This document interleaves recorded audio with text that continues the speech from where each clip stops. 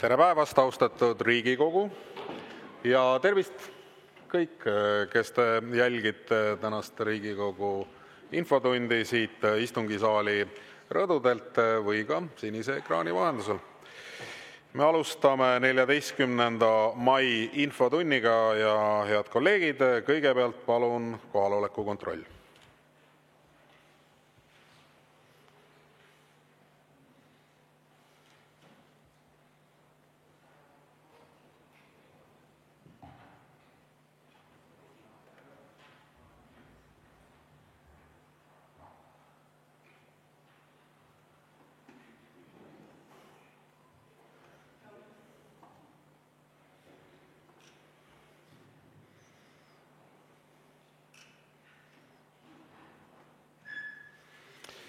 Nii ja kohale on end registreerinud 14 Riigikogu liiget, puudub 87. Tänases infotunnis osalevad järgmised Vabariigi Valitsuse liikmed: peaminister Kristen Michal, justiits- ja digiminister Liisa-Ly Pakosta ja sotsiaalminister Karmen Joller. Tere päevast, lugupeetud ministrid! Ning meie infotunni reeglid on ikka täpselt samasugused nagu ka varasematel kordadel. Riigikogu liige võib registreeruda ainult ühe küsimuse esitamiseks. Küsimuse esitamiseks on aega 2 minutit, vastamiseks on aega 3 minutit. Lisaks saab siis üks Riigikogu liige võimaluse või see küsiv Riigikogu liige saab võimaluse esitada täpsustava küsimuse ja üks Riigikogu liige saab võimaluse esitada selle küsimuse raames ka lisaküsimuse. Ja kokku on meil täna 14 registreeritud küsimust. Neist esimene on peaminister Kristen Michalile. Küsib Riigikogu liige Anti Allas ja teemaks on maarahva röövimine kaitsealadel. Anti Allas, palun. Aitäh, austatud eesistuja, hea peaminister. Kõigepealt siis küsimuse pealkiri vist sunnib soojendustressi seljast võtma. Aga kui nüüd veidi tõsisemalt, siis kujutage ette olukorda, et te tulete töölt koju ja te võite küll oma köögist läbi kõndida, aga seal köögis enam midagi teha ei või. Riik on võtnud teie köögi kaitse alla. Ja täpselt niimoodi on siis juhtunud täna Eesti maaomanike, metsaomanikega, kelle varasemalt siis lihtsalt piiranguvööndis olev mets, näiteks raieküps mets, mille osas on siis ka Keskkonnaamet juba väljastanud metsakorralduskavad, nad on selle kinnitanud, on võetud inimese selja taga ilma läbi rääkimata, teavitamata kaitse alla ja sisuliselt sellel osal metsal on majanduslik väärtus kadunud. Ja lisaks sellele veel on siis riik ka saadab peale seda toimingut hiljem sellise väga segase kirja, kus ta siis ütleb, et kuule, ole hea, vaata ühest portaalist, kus see täpselt sul asub, ja teisest portaalist, et mis selle kaitse eesmärgi sisu on. Ja täpselt niimoodi on juhtunud ja minu arvates sisuliselt on toime pandud rööv ühe riigi kõige nõrgemas seisus oleva ühiskonnagrupi maainimeste peal. Ja siit on siis minu küsimus, et kas te kiidate jätkuvalt heaks teie kliimaministriga olemise ajal Keskkonnaameti poolt alguse saanud ja rakendatud praktika ja kui ei, siis millise suunise peaministrina annate õigluse jalule seadmiseks ja kuidas siis kavandate maainimeste vara röövimise heastada, hüvitada? Aitäh! Aitäh, austatud Riigikogu esimees, hea küsija. Kõigepealt mind muidugi üllatab see küsimuse laad, aga infotunnis ometi see ei peaks üllatama, et sotsiaaldemokraadid, ja ma julgen ei eksi, endiselt teevad endale reklaami, et nemad toetavad kõige rangemaid piiranguid mis tahes maa-aladele ja võitlevad metsade raiumise vastu. Kui ma eksin, saame ehk koos internetis pärast vaadata, aga sellega teie partei ennast reklaamib. Kahte seisukohta justkui on väga veider ühildada, et te samal ajal nüüd võitlete piirangute vastu, mida te ise kangesti tahtsite kehtestada, parteina veel kord. Jah, te kuulute sotsiaaldemokraatlikuks parteisse, kas ma eksin? Ilmselt ei eksi. Nii et seetõttu see küsimuse püstitus on kaunis äraspidine, minu hinnangul, see on minu isiklik hinnang, seda esiteks. Teiseks, loomulikult, mis tahes piirangute seadmine peab olema täpselt samamoodi läbimõeldud ja läbi kõneldud ja teadvustatud nagu kõik muud riigi ja avaliku võimu otsused, selles pole mingit kahtlust. Ma olen ka varem öelnud, et väga oluline oleks saada paika majandatava ja kaitstava metsa vahekord. Me oleme suhelnud päris palju selle valdkonna ettevõtjatega, huvirühmade, huvigruppidega ja võin juba veidi sündmustest ette rutata sellel neljapäeval, kuna valitsusse on tulnud hulk erinevaid ettevõtjate ettepanekuid. Sellel neljapäeval tuleb siis energeetika ja keskkonnaministri vedamisel, tuleb siis see punkt valitsusse arutelule, et saada paika see, et Eestis on kaitse all 30% metsa ja 70% metsast on majandatav. Ja see printsiip peab tähendama ka seda, et tulevikus, kui midagi kaitse alla võetakse, siis riigimaadel ja kui see kaitsemäär on täis, siis uute alade või uute piirkondade kaitse alla võtmisel tuleb midagi kaitse alt välja arvata. Seda printsiipi me oleme metsandusvaldkonnaga rääkinud ja ma isegi ei varja, et ilmselt pärast seda, kui sotsiaaldemokraadid on valitsusest välja arvatud, erinevate piirangute hulk kindlasti väheneb, see saab selgemaks. Lisaks saab selgemaks see, kuidas metsas toimetada tuleb, nii et pigem peate te oma partei sees seda debatti pidama mulle. Aitäh! Suur tänu, Anti Allas, teil on täpsustav küsimus. Palun. Aitäh, austatud peaminister, et ma siiski sooviks ikka konkreetset vastust, et reaalselt on siis metsaomanike vara väärtus viimase 1,5 aasta jooksul läinud nulli. Kas teil on plaan siis see protsess tagasi pöörata ja kui ei ole, et siis kuidas on plaanis hüvitada see kahju, mis sisuliselt inimesed on saanud, ehk kui nad on näiteks kavandanud seda metsa müügist saadud vahendeid kasutada oma lapse koolitamiseks, siis kust ta peaks need vahendid nüüd võtma ja mis siis on ikka konkreetselt plaanis? Aitäh! Ja aitäh! Vastan, et riigil on selleks erinevad mehhanismid. Ja kui te vaatate erametsa toetuste eelarvet, siis viimastel aastatel, võttes näiteks aastast 2020, mul on siin hea graafik ees, ma kahjuks ei saa seda teile näidata, hiljem võin, on erametsa toetuste eelarve tõusnud päris kiiresti. Ja prognoosida võib, et küllap see tõuseb ka tulevikus. See tähendab seda, et toetusi selle eest, nende piirangute eest makstakse, seda esiteks. Teiseks on võimalik piirangute alad ka ära müüa, riik omandab neid alasid, see on teiseks. Ja kolmandaks nüüd selle valitsusega, kus sotsiaaldemokraate ei ole, me tõenäoliselt astume samme, mis teevad inimestele oma metsa kasutamisega lihtsamaks.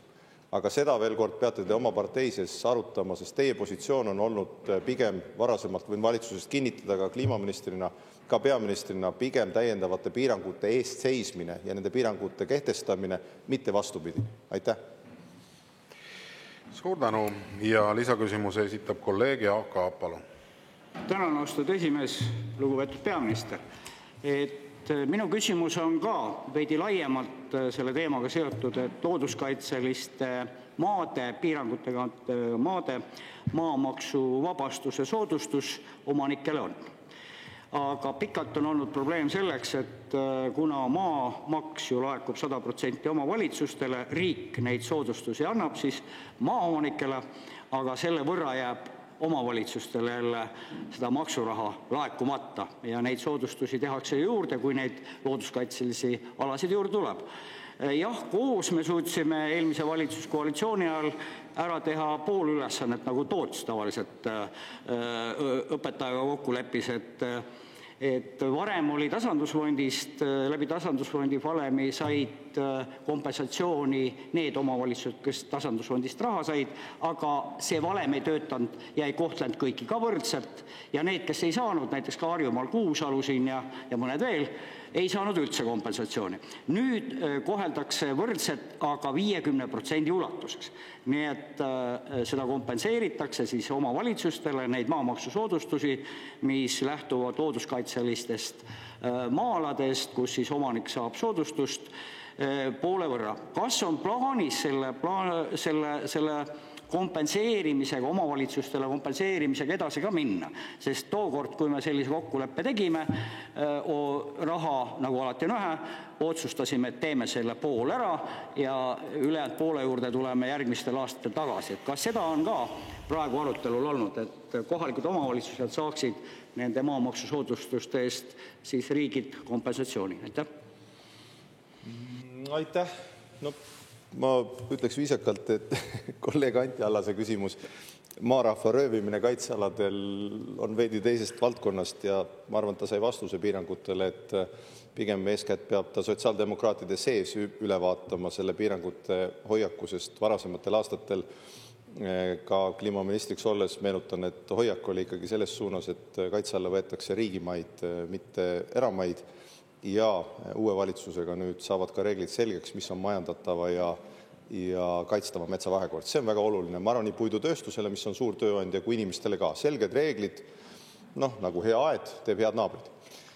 Teiseks, mis puudutab omavalitsuste tulubaasi, siis seda me kindlasti arutame sügisel, kui meil tuleb eelarve prognoos ja eelarve arutelud, siis saab arutada, et mis on omavalitsuste tuludega sammud ja ma eeldan, et ka ilmselt kohalike valimiste käigus saavad kõik esitada oma parimaid nägemusi. Ma tean, et ka sotsiaaldemokraatidel, ma ei taha liiga palju mainida nagu parteilist vaadet, aga siiski ma tean, et on oma ettekujutus, millised täiendavad maksud võiks tulla. Ilmselt teate ka, et mina neid väga ei poolda. Et seda debatti me siis saame kohalike valimiste käigus pidada. Aitäh! Suur tänu, sellega lõpetame tänase esimese küsimuse käsitlemise. Tänane teine küsimus on samuti peaminister Kristen Michalile, küsib Riigikogu liige Lauri Laats ja teemaks on kärped. Lauri Laats, palun. Aitäh, lugupeetud Riigikogu esimees, hea peaminister. Räägime nendest suundadest, mida te olete praegu läbi Rahandusministeeriumi teistele ministeeriumitele andnud, ehk siis see kärpeplaan 200 miljonit, mida peaks suunatud olema siis tulevikus kaitsesse. Ja nii nagu ma sain aru, et valitsus otsustas suunata 200 miljonit eurot Euroopa Liidu ühtekuuluvuspoliitikate toetustest kaitsevaldkonda. Ja tegemist on siis selle rahaga, mille osas veel ei ole kindlat siis nii-öelda tegevust taha kirjutatud.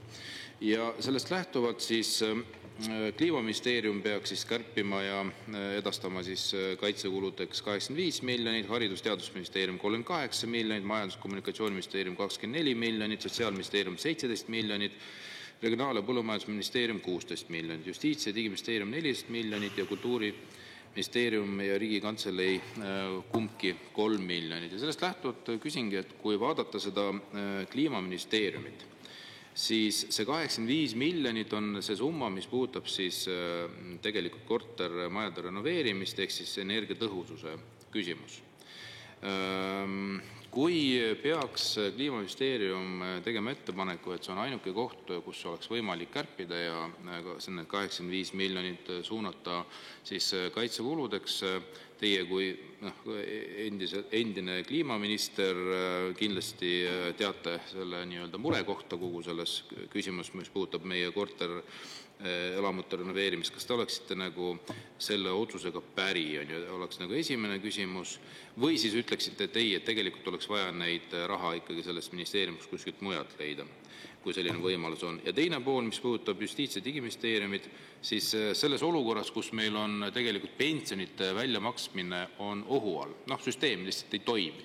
Kas me sealt ei võiks ikkagi suunata seda raha selleks, et teha süsteem korda sellisel viisil, et pensionärid oleks kindlad, et 5. kuupäevaks see pension ka laekuks, mitte nii, nagu see oli eelmine aasta, kus 11 korral terve aasta jooksul oli see väga suure küsimuse all. Aitäh! Ja aitäh, hea küsija. Kõigepealt selle, mis puudutab pensionite väljamaksmise printsiipe ja selle digitaalset lahendust, et 5. kuupäev oleks 5. kuupäev ja kõik asjad saaks õigel ajal tehtud. Ma olen ka kirjeldanud oma vaadet siin, et kui me oleme digiriik, siis kui me oleme öelnud, et pensionite väljamaksmine peab 5. toimuma, seda peab toimuma. See tähendab seda, et investeeringud tuleb ära teha selleks, et see nii toimuks. Selles pole ju mingit kahtlust ja ja teie kolleeg Helmen Kütt on seda mitmel korral minult küsinud, minu meelest väga õigustatud küsimus ja minu positsioon on olnud muutumatu. See tähendab seda, et need investeeringud tuleb ära teha, et õigel ajal oleks pension välja makstud. See peab olema klaar. Ja sotsiaalminister Karmen Joller süsteemi seest nad juba selleks raha otsivad, kui nad piisavalt ei leiavad eelarvest juurde, et see investeering saab tehtud ja asjad korda. Aga loomulikult tuleb arvestada, et ka IT-investeeringud võtavad aega, see ei ole mingi õigustus ega vabandus, need asjad tuleb korda saada. Eriti sellest vaatest, et kui me oleme digitaalselt tubli, eeskujulik riik, kelle teenused on pea 100% online'is kättesaadavad, siis sellised asjad peavad meil ka korras olema. Seda esiteks. Teiseks küsisite nende 200 miljoni ümbertõstmiste kohta.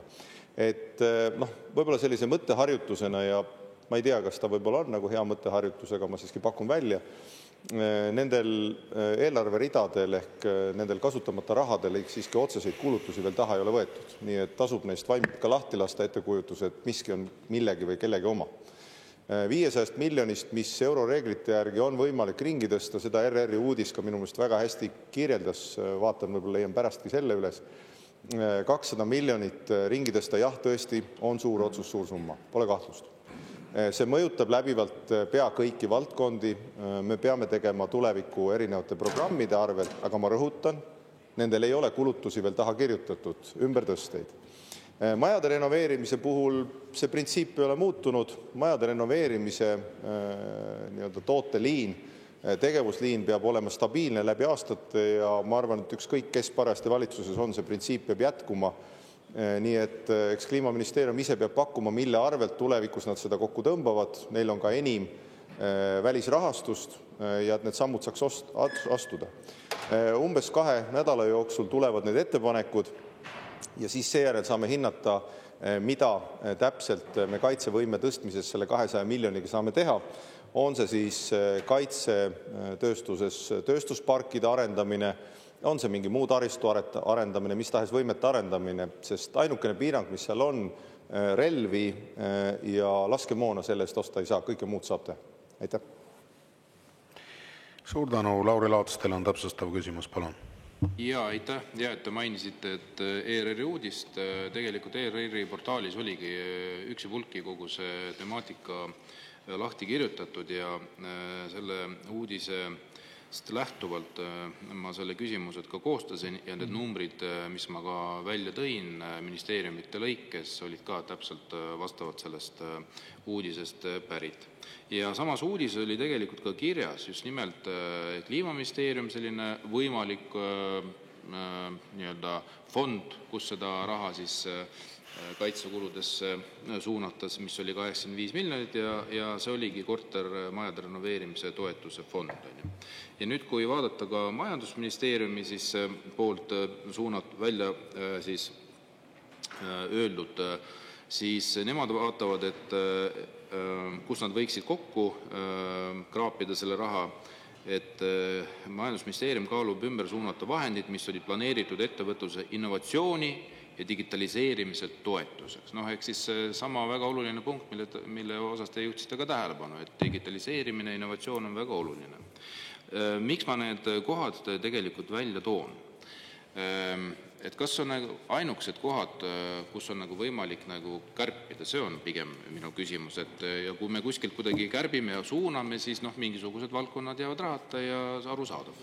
Aga teine pool, teil on ju plaanis siis muuta tulumaksusüsteemi ehk siis maksuküüru ära kaotada. Ja nii nagu me teame, et maksuküürust tuleneb siis kulu riigieelarvele on peaaegu 500 miljardit ja vastavalt aastatele ta muutub. Et kas te ikkagi ei arva, et selle asemel, et praegu anda ministeeriumitele ülesande, et nad peaksid kärpima ja suunama selle raha siis teise eelarve siis reale, et võiks ikkagi mõelda hoopis suuremat, ja lisaks me räägime bürokraatia siis kärpimisest, et kuidas sellega üldse lood praegu on? Aitäh.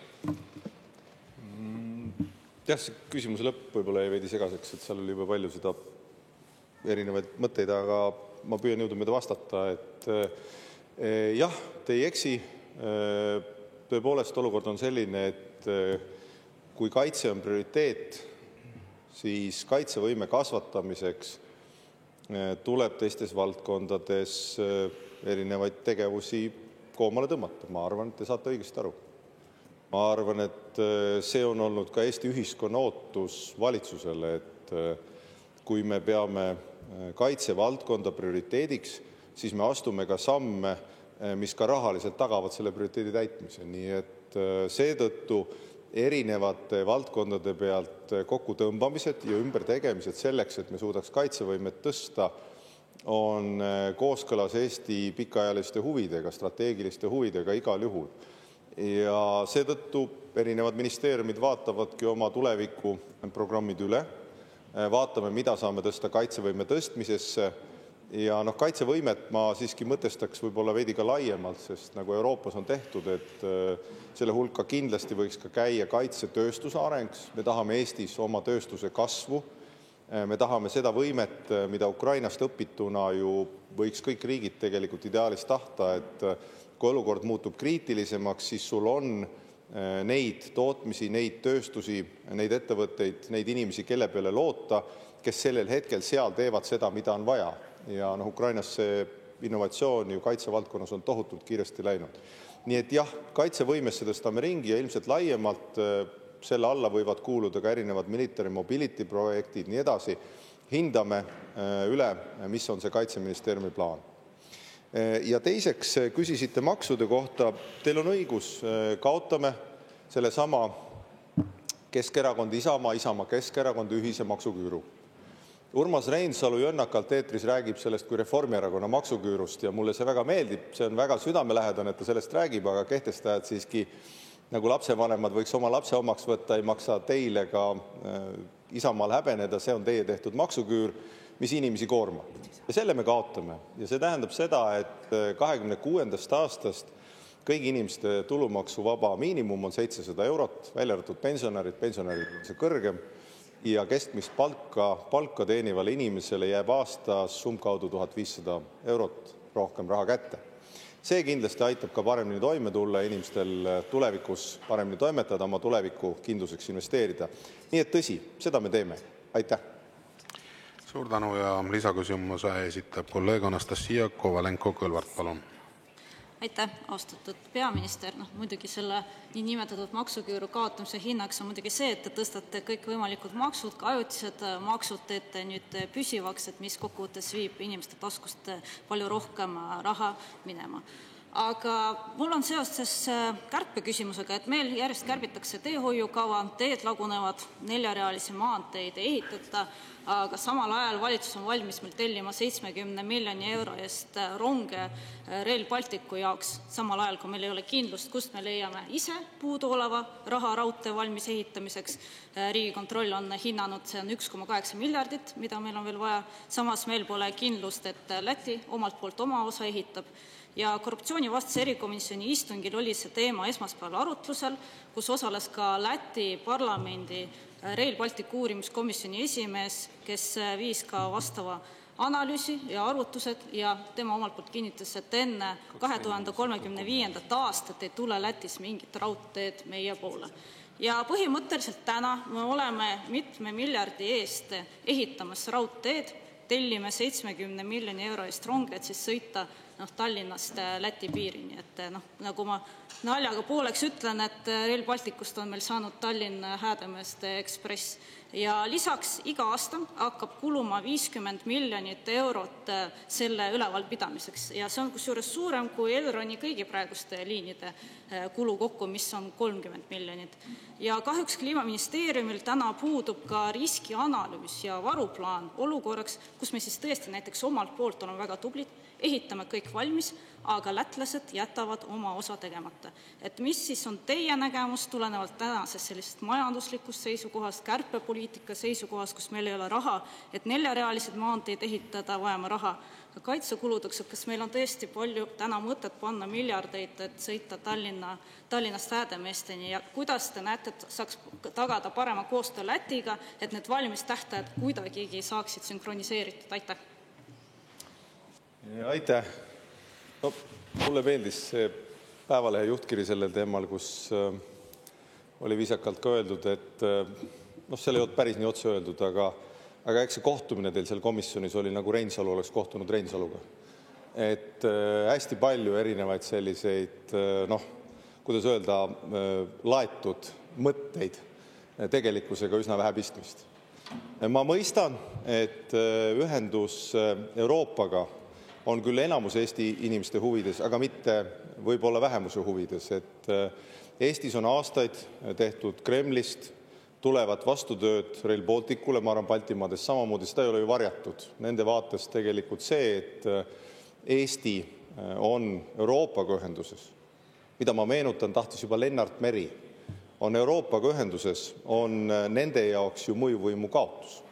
Et see ei ole enam idast tulev õnn ja transiit, vaid põhja-lõuna kaubandus ja põhja-lõuna ühendus, mis tegelikult Eestit seob Euroopa südamikuga ja Euroopa südamiku seob Eesti ja miks mitte ka Soome ja Põhjamaadega. Nii et seda esiteks üldise vaatena. Teiseks, Eesti on tõepoolest kõige tublim Rail Balticu ehitamisel ja mul on selle üle ainult hea meel ja ma arvan, et selle üle tuleks uhkust tunda.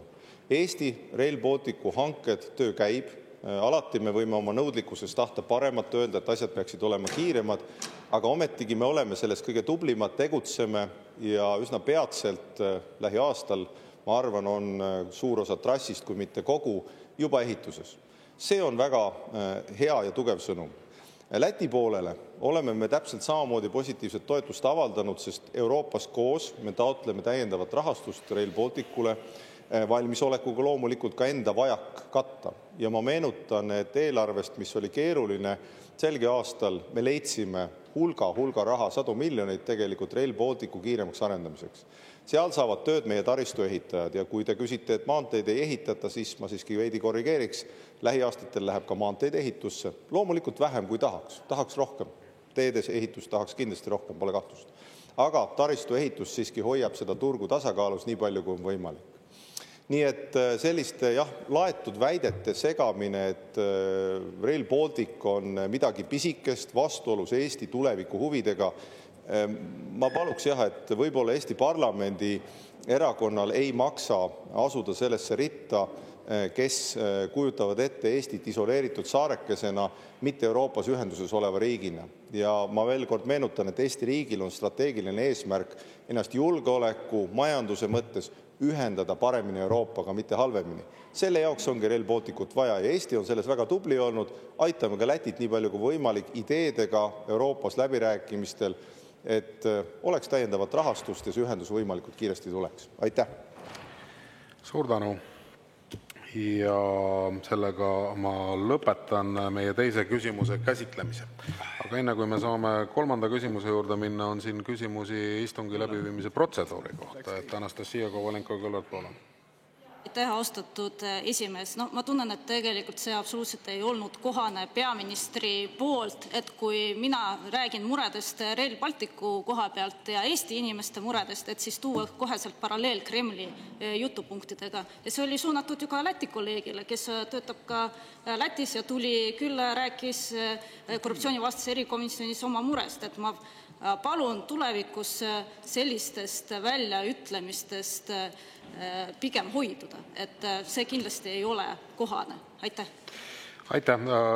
No, ma saan seda ainult osaliselt lugeda protseduuriliseks küsimuseks, sellepärast, et mina kuulsin peaministri vastuses pigem palvet, et selle teemaga tegeleda viisil, mis aitaks seda projekti eest vedada, et seetõttu mul on seda väga keeruline siin küll kuidagi protseduuriliseks küsimuseks lugeda. Aga Lauri Laats, küsimus istungi läbiviimise protseduuri kohta, palun.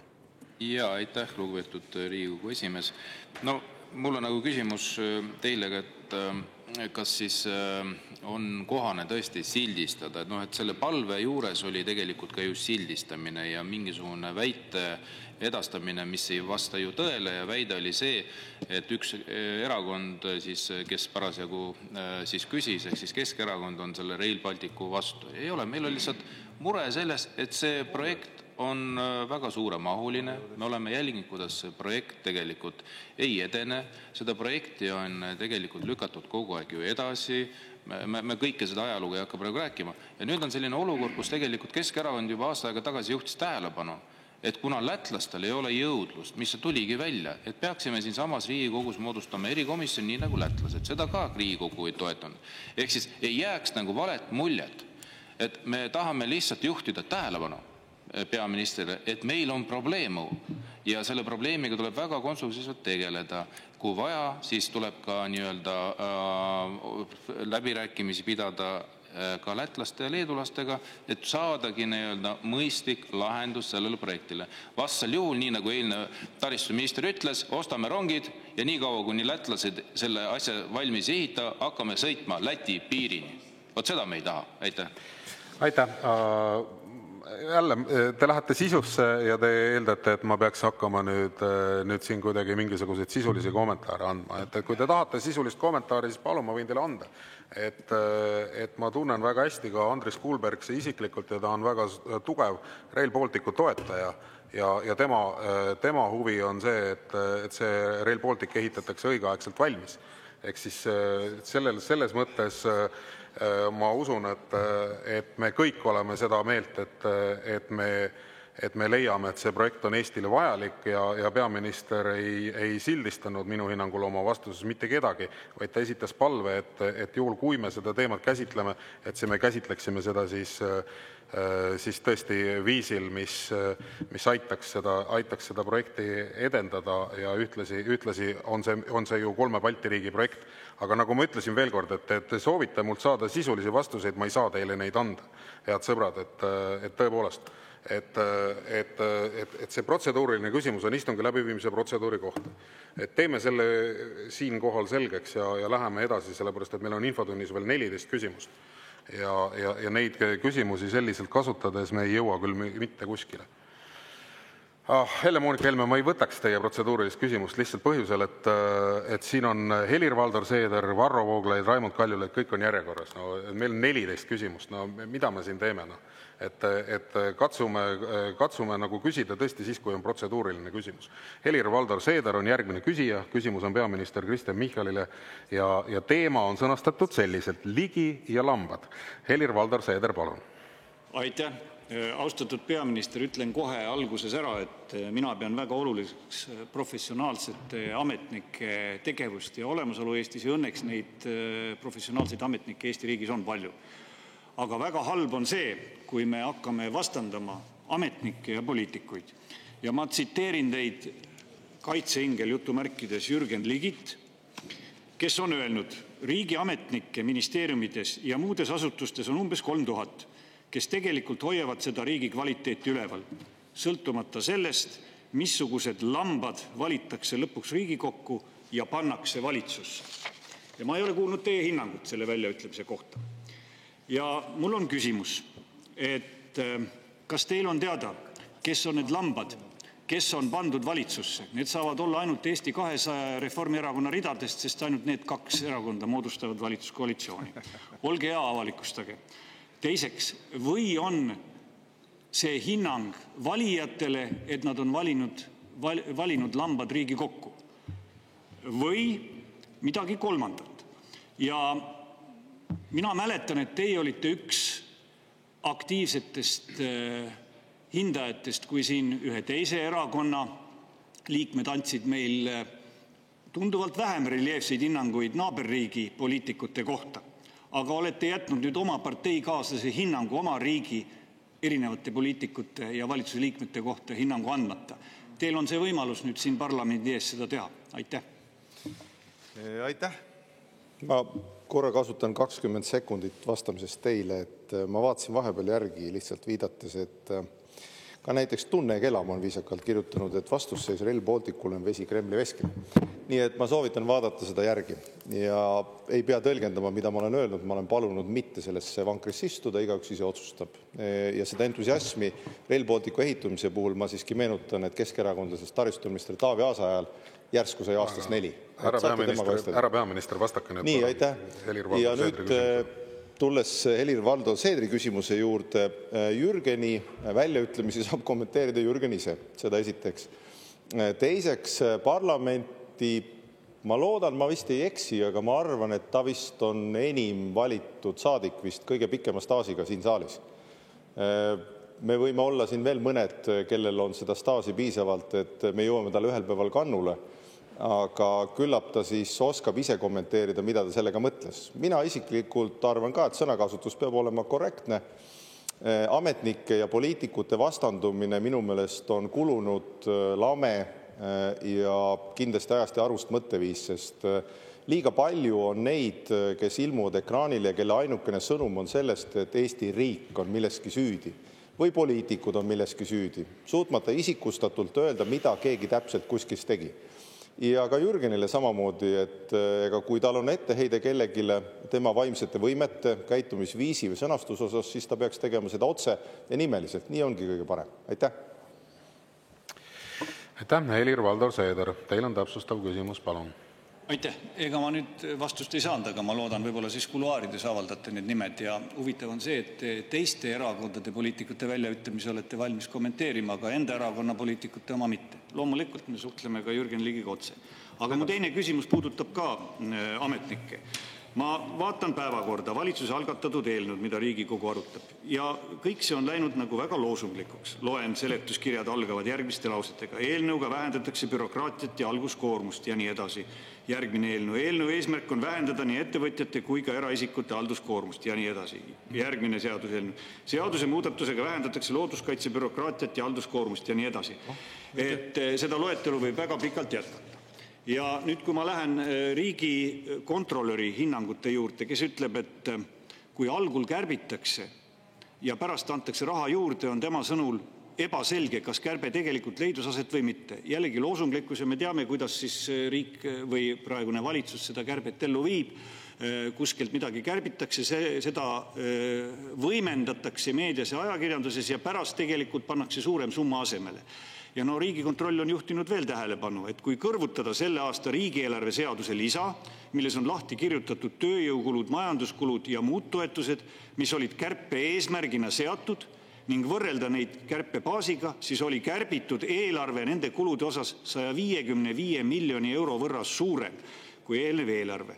Ja nüüd selles kontekstis, kus te olete kokku leppimas või kokku leppinud, et te vähendate ametnike arvu 20% võrra, siis minu küsimus on, kas see ka tegelikult toimub ja mida tähendab 20% ametnikest? Kas see on sellest 3000-st, millest Jürgen Ligi räägib, või ka töölepingu seaduses olevate ametnikest 10 000 või veel millestki muust, et oleks selge, keda te tegelikult kärpima hakkate ja kus see riigi kärpekoht siis tegelikult on? Aitäh!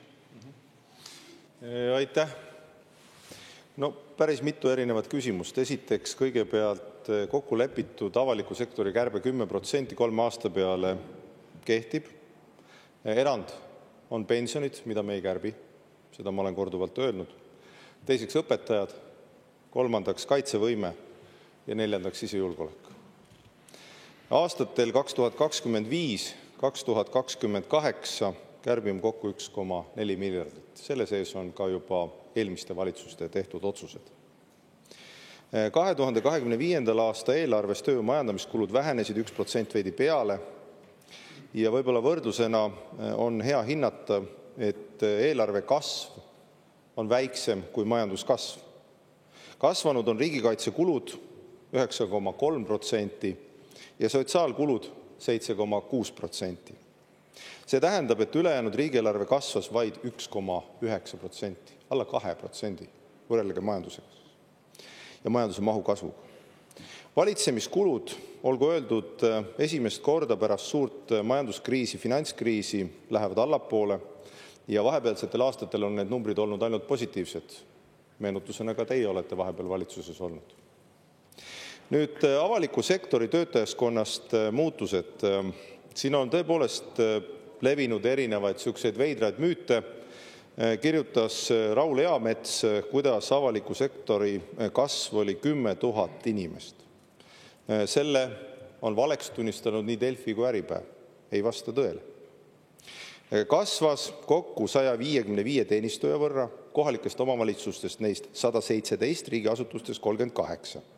Politsei- ja Piirivalveametisse lisandus 55, Kaitseväe koosseisu 138. See tähendab seda, et mujal riigiasutustes vähendati 155 teenistujat. Nii et Kahjuks ei läbinud see faktikontrolli ühes, teises ega kolmandal kohas. Ja nüüd edasi, meie eesmärk, nagu te lugesite eelnõude sissejuhatustest väga õigesti, aitäh teile selle eest, on täpselt see, vähendada halduskoormust ja erinevat koormust nii era- kui avalikus sektoris.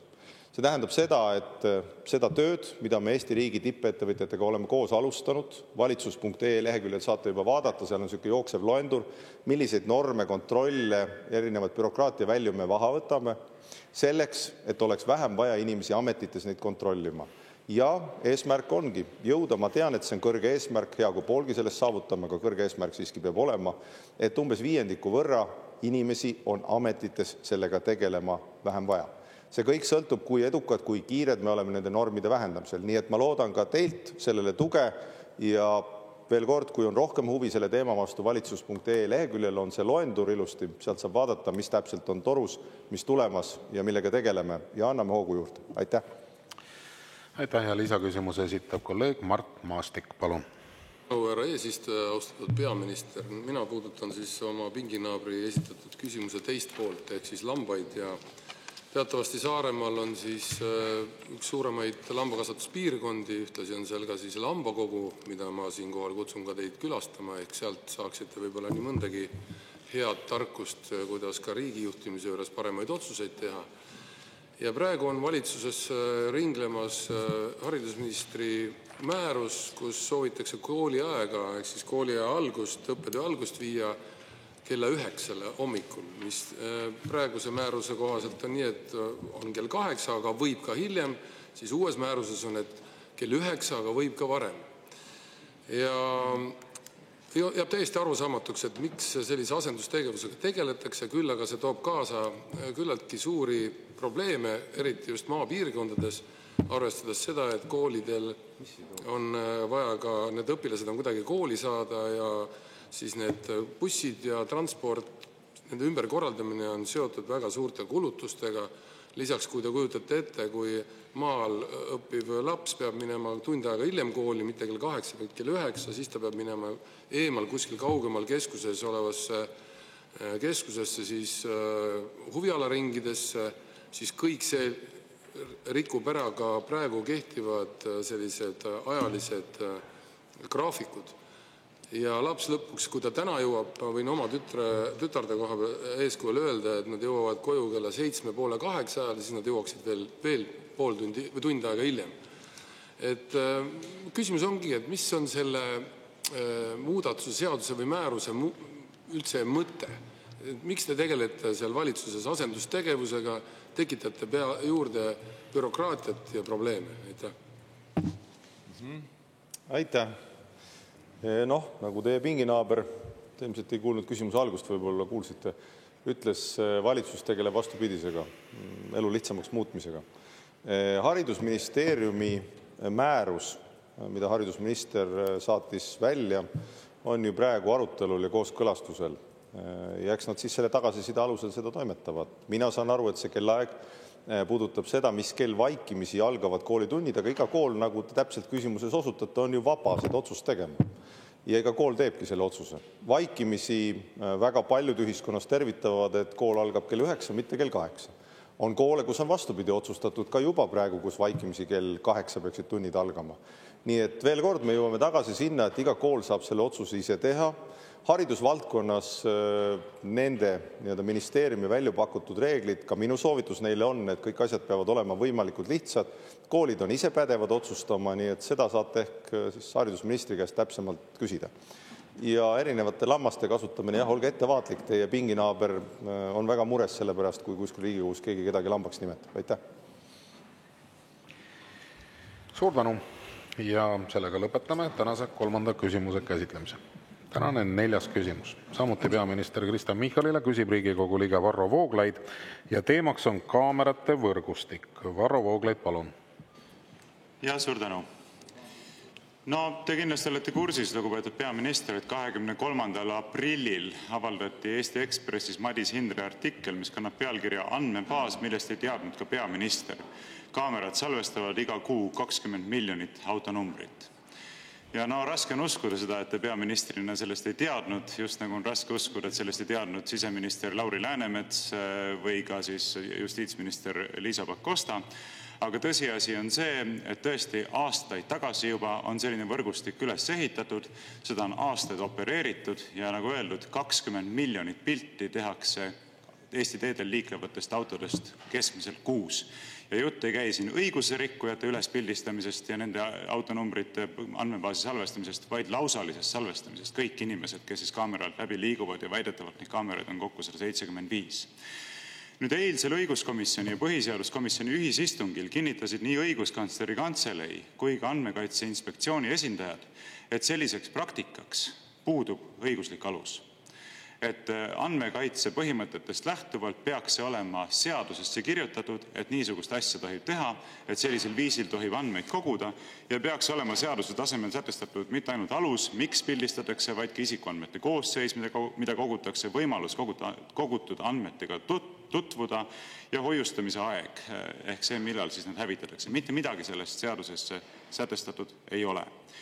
Nüüd teie valitsuse tunnustuseks, nagu öeldakse, give credit where credit is due, tuleb öelda, et siseminister Taro täna teatas, et selle kaamerate võrgustiku kasutamine peatatakse vähemalt seni, kuni on loodud siis selleks õiguslik alus.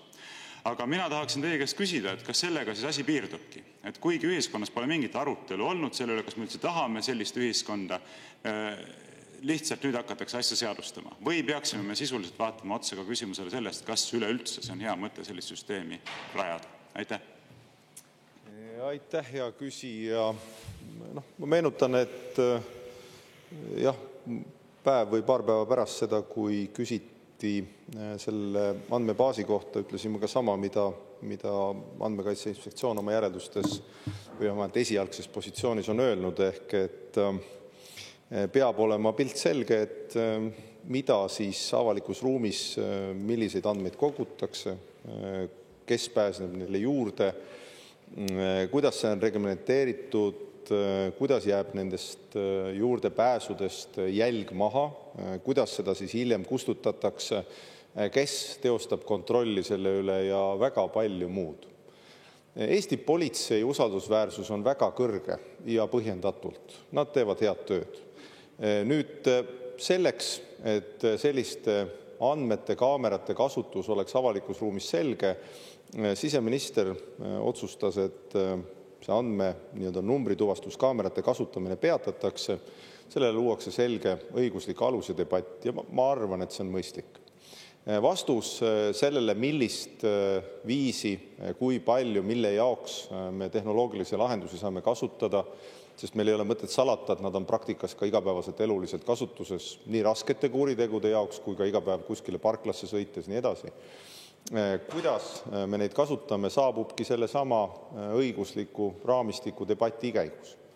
Ja jah, Madis Hindre loos on ka kirjas, et see sama kaamerate võrgustik on meil juba aastast 2009, kui ma ei eksi, mälu järgi ütlen, loodan ei eksi aastaga.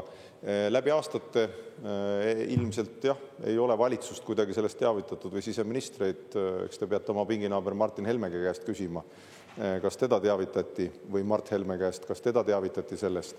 Aga jah, peaministri tasemel selliseid projekte või süsteeme ei ole arutatud. Aga ma arvan, et ongi väga õige, et parlamendis nüüd tuleb debatt selle üle, millised reeglid selliste andmebaaside jaoks peavad olema. Ja ma arvan, et eesmärk on ühiskonna mõttes ju legitiimne. Kui sa kasutad juba olemasolevaid tehnilisi vahendeid, ütleme maja küljes olevat kaamerat, selleks, et tuvastada, kes mida tegi, eriti kui tegemist on raske kuriteoga, ma arvan, et ühiskond seda mõistab, aga sellel peavad ka olema reeglid. Täpselt see, et on selge, kes saab milliseid andmeid, kuidas neid kasutatakse, kuidas on tagatud privaatsus, kuidas jääb jälg maha ja kuidas hiljem need andmed kustutatakse, kui tegemist ei ole sellele koosseisule vastava teoga.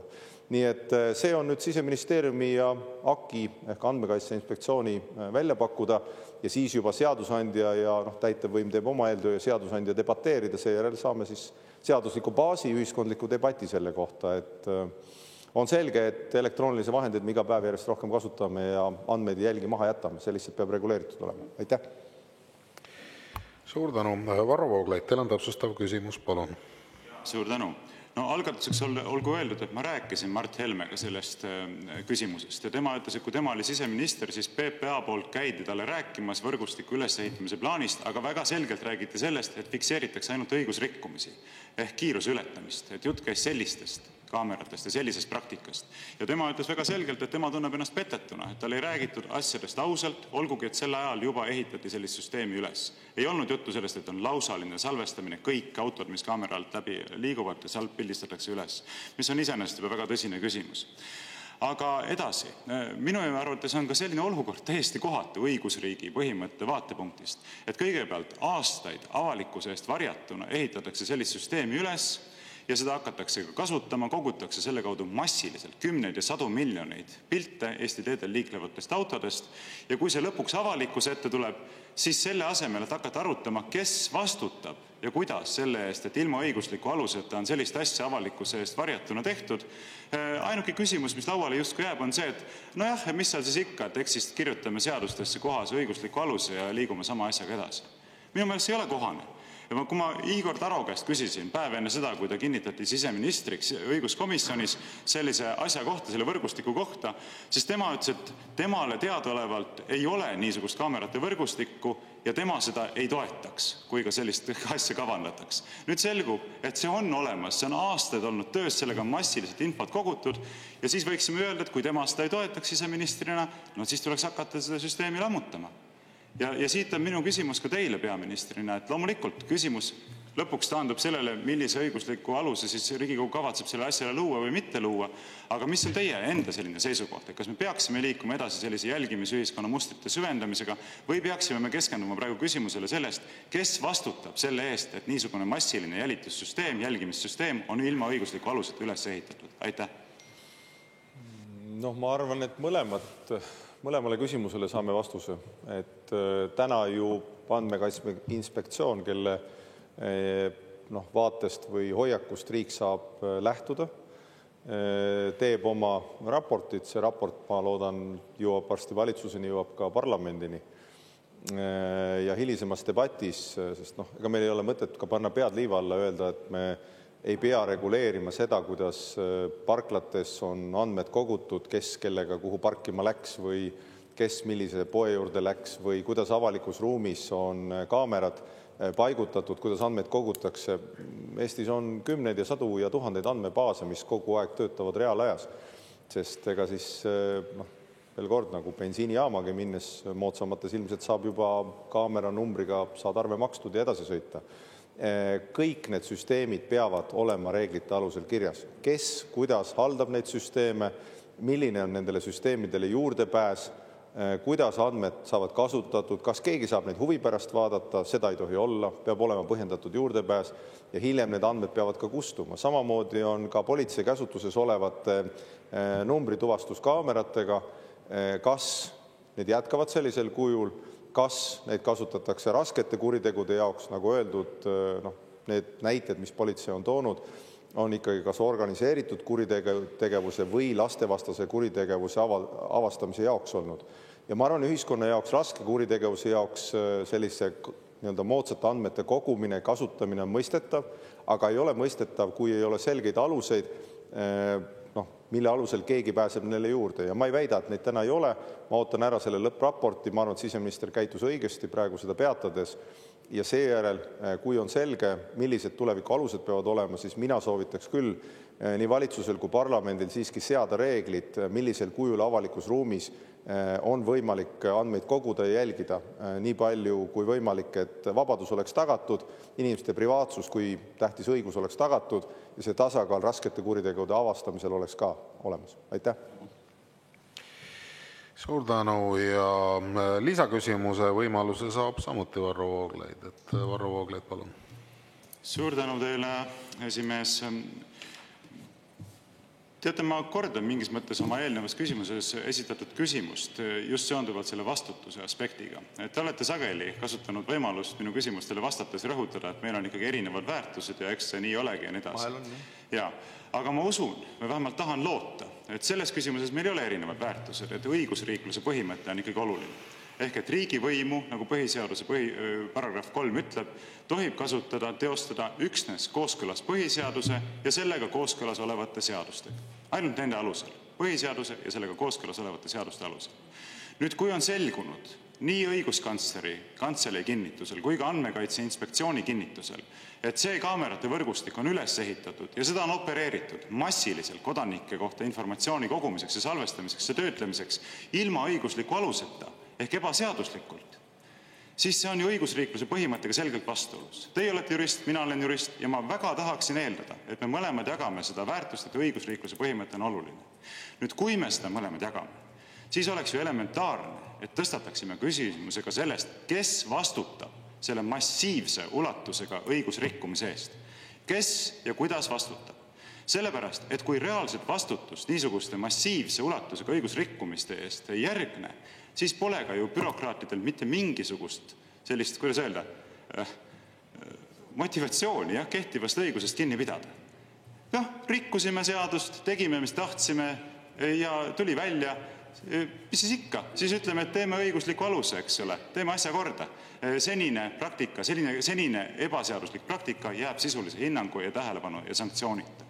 Nii et minu küsimus nüüd veel kord teile on see, kas te leiate nagu minagi, et PPA-st peaks nüüd keegi võtma selle eest vastutuse? Kas Siseministeeriumist peaks keegi võtma selle eest vastutuse, et sellist praktikat on aastaid seadusliku aluseta edendatud? Aitäh! Aitäh! No jah, meie vaated väga tihti erinevad. See on küll tõsi, et seda me ei ole kumbki ka eriliselt varjanud. Selles me oleme vist, ma arvan kaunikesti ühel arvamusel, et mis puudutab inimeste põhiõigusi, siis need peavad Eestis olema tagatud. Vabadus privaatsusel on kindlasti põhiõigus, või õigus privaatsusel on põhiõigus. Ja avalikus ruumis avaliku võimu tegevused peavad olema ka selgelt reglementeeritud.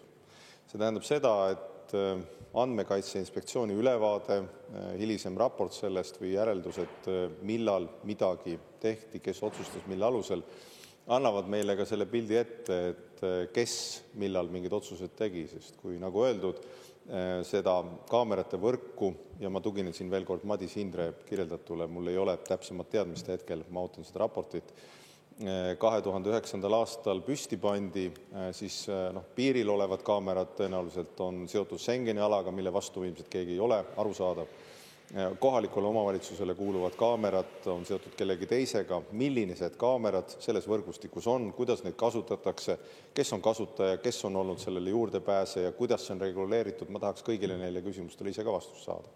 Ja seejärel tuleb pidada mitut debatti. Mina isiklikult olen tavaliselt paljudes küsimustes tulevikku orienteeritud debatiga, nagu te olete tähele pannud, mitte jääda kinni sellesse, mis on olnud, vaid mis me nüüd edasi teeme. Sest meil ei ole mõtet panna ka pead liiva alla. Elektrooniliste vahenditega avalikus ruumis, veel kord poes, bensiinijaamas, eramute juures, kortermajade juures, tegelikult kogutakse neid andmeid kogu aeg. Meil peavad olema selged need reeglid, mille alusel neid kogutakse, kes pääseb neile juurde, millistel tingimustel ja milline on see kuriteo raskusaste, et näiteks selle sama üle-eestilise numbrituvastuskaamerate võrgustikuga ja veel kord teadmata täpselt, millised kaamerad sinna nüüd kuuluvad, tuvastatakse siis selle konkreetse kuriteo puhul neid kahtlusaluseid või võimalikke lahendeid otsitakse. Nii et samm haaval, et saame selgeks, millal täpselt midagi toimus, kes mida otsustas, mille alusel see on toimunud, ja siis saame pidada seda debatti, kuidas tulevikus see on reguleeritud ja küsida, miks omal ajal, kas siis privaatsus oli vähem tähtsam, kas muud eesmärgid olid tähtsamad, miks need otsused nii tehti. Aga veel kord, minu jaoks on tulevikku vaatav debatt olulisem, sest minu jaoks üldiselt siiski politsei on Eestis usaldusväärne ja ma arvan, et nad käituvad ka sellisel viisil, ka ise teenistuslikku juurdlust alustades, et saada see asi selgeks. Aitäh! Suur tänu, sellega lõpetame tänase 4. küsimuse käsitlemise. Aga liigume edasi ja ka järgmine vastaja on peaminister Kristen Michal, küsib Riigikogu liige Raimond Kaljulaid ja teemaks on Kaitseministeeriumi juhtimisest. Raimond Kaljulaid, palun. Aitäh, hea peaminister. Nii nagu praegusele valitsusele, nii ka opositsioonil on Eesti kaitsetööstuse areng erakordselt oluline. Ja ma tean, et te olete ka isiklikult sellesse oma aega pühendunud valitsusjuhina, mille eest me teid kindlasti tunnustame. Ma küsin teie käest olukorra kohta, millest riigikaitsekomisjon sai teadlikuks möödunud nädalal. Nimelt eelmise aasta lõpus võttis Riigikogu vastu kaitsetööstusele vajalikud relvaseaduse muudatused ja need jõustusid 1. jaanuaril käesoleval aastal. Ja nüüd on ilmnenud, et selle seaduse kasutamiseks vajalikud rakendusaktid on kaitseministri poolt endiselt kinnitamata. Tõsi, ta on saatnud need nüüd pärast seda, kui Riigikogus tema poole pöörduti kiirelt kooskõlastamisele, aga ka selle kooskõlastamise tähtaeg on alles seal maikuu lõpupoole. Nii et tegelikult seaduse vastuvõtmisest siin majas alates vaadates on tegelikult kaitseminister ligi 6 kuud viivitanud rakendusaktidega. 6 kuud viivitanud nende rakendusaktidega. Ja mu küsimus on see, et ma tean, et teil hiljuti oli ka endal teie vastu suunati teatud kriitikat seoses meie abiga Ukrainale, mis samuti on seotud selle sama Eesti kaitsetööstuse arendamisega. Ma tean, et te pidasite seda kriitikat väga ebaõiglaseks, see on teie õigus, aga ma ütleksin nii, et antud juhul ka võib rääkida sellest, et kaitseministeerium, kaitseminister oma sellise uimerdamisega vedas teid alt. Ja minu küsimus on see, et meie austatud kaitseministrile, ma isegi ei oska siin praegu kokku lugeda, kui palju neid kollaseid kaarte tegelikult kogunenud on siin erinevate teemadega seoses. Millal peaminister näitab kaitseministrile punast kaarti, küsib temalt kas siis lahkumisavaldust või viib tema ametist vabastamise avalduse Kadriorgu presidendile? Aitäh! Aitäh! Algus sümpaatselt ja siis lõppes dramaatiliselt, nagu ikka. Hästi konstrueeritud, õnnitlen. Aitäh kõigepealt komplimendi eest. Ma teen komplimendi vastu, et kõik, kes tunnevad huvi Eesti kaitsevõime vastu ja tahavad seda tugevdada, olenemata, kas nad on parasti opositsioonis, koalitsioonis, teevad minu meelest õigesti. Nii et seda huvi tuleb jätkata ja kui see, kuidas öelda, selline nööpnõel on õigesse kohta torgatud, on sellest kindlasti kasu. Seda esiteks. Ja minu hoiak on ka selline, et valitsus, milles ma saan ju ise vastutada ja milles ma olen ise osaline, peab liigutama võimalikult kiiresti sellistes asjades, milles me saame teha seda. Sellega ma olen nõus. Relvaseaduse rakendusaktide puhul, jah, õnneks on nad nüüd kooskõlastusringil.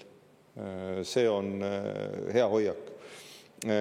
Kaitseminister on ka ise selgitanud seda, et tegemist oli õigusaktidega, mis venisid või ametkonna poolt, ametkond ka ise on seda avalikult kirjeldanud ametnikud, et nende tõttu need lükkusid edasi või venisid veidi rohkem kui peaks, kuna nende väljatöötamine nõudis väga spetsiifilisi teadmisi, tehnilisi ja insenerteadmisi, näiteks relvatehasele nõuete kehtestamisega, kaitsetööstuse toodetu arenduse käitlemisega ja relvaliikide komponentide, relvaosade, oluliste osade määratlemisega.